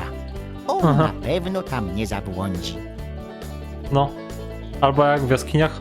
Właśnie, bo ta kotlina, ta dolina w tych Tatrach, to jest, no nie tylko fajnie, że się chodzi po górach, ale z przewodnikiem można też wejść do jaskiń. I to jest bardzo fajne doświadczenie, polecam. Ogółem. Powrót na górskie. No cóż, no to co? Chcesz spróbować, wyścigowiec? Można. Dobra. Ale to już na moim profilu, bo nie chce mi się włączać gry jednak chyba i na nowo włączać. Co tu się robiło? Pomyślał, że taka mała owieczka, Enterem się skakało i strzałkami się sterowało i przyspieszało. Do góry na przykład. No właśnie. To jest chyba trasa dokładnie taka sama, więc... Ojejku, tym razem... Ale lagi. Nie martw się, zawsze Opóźnienie możemy masz spróbować spore? jeszcze raz. No spróbuj, popróbuj parę razy. Tym razem się nie Prostą udało, dziurę. ale kto próbuje, nie żałuje. Nie, naprawdę. To akurat jeżeli ten jest opóźnienie spore, no to ja jak najbardziej rozumiem, nie? Ojej, Dobra, ktoś dupa, rzucił na nie chcę ciebie mi się. złe zaklęcie. Nie da rady z takim, dobra, opóźnieniem. No cóż, trudno. Bo jakie mamy w tej chwili? 30 milisekund. No to już może być wystarczająco, żeby coś... No walić. był pik do 150 widziałem. O, panie. No to nieźle. Wyjście z programu. Dobra, a teraz sobie stąd wyjdziemy. Jeszcze, Chcesz wyjść z programu? jeszcze nieoficjalny koniec odcinka, bo chcę wam coś pokazać. Nigdy nie pokazywaliśmy, jak wygląda koniec. W sumie papatki mogły być na końcu samym, na ostatniej papatce. No ale mamy sobie tutaj takie napisy, nie? Kto stworzył i tak dalej. To robił animację. Małgorzata robiła. Uncanny. To się, taniec. Wykorzystane teksty z poprzednich części. Ciekawe. Czyli jednak recykling. Janusz.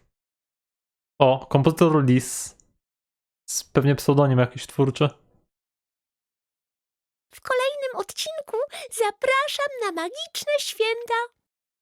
Wiecie, jaką ja miałem kurna depresję, że w tej części Przygody z gór ja tak zobaczyłem, że będzie fajna, świąteczna część, tak bardzo czekałem na ten grudzień, tak bardzo, bardzo, bardzo. I wiecie, co się okazało? Rodzice, ani nikt z rodziny nie kupił mi papatki świątecznej. I nie miałem tej zarąbistej części nigdy z Mikołajem. To było straszne bardzo przeżycie. No ale dobra, z takim akcentem skończymy tę część. Dziękuję za oglądanie. Zapraszamy na kolejne papatki, a ja ze swojej strony na kolejne filmy i streamy. I na razie. Papatki.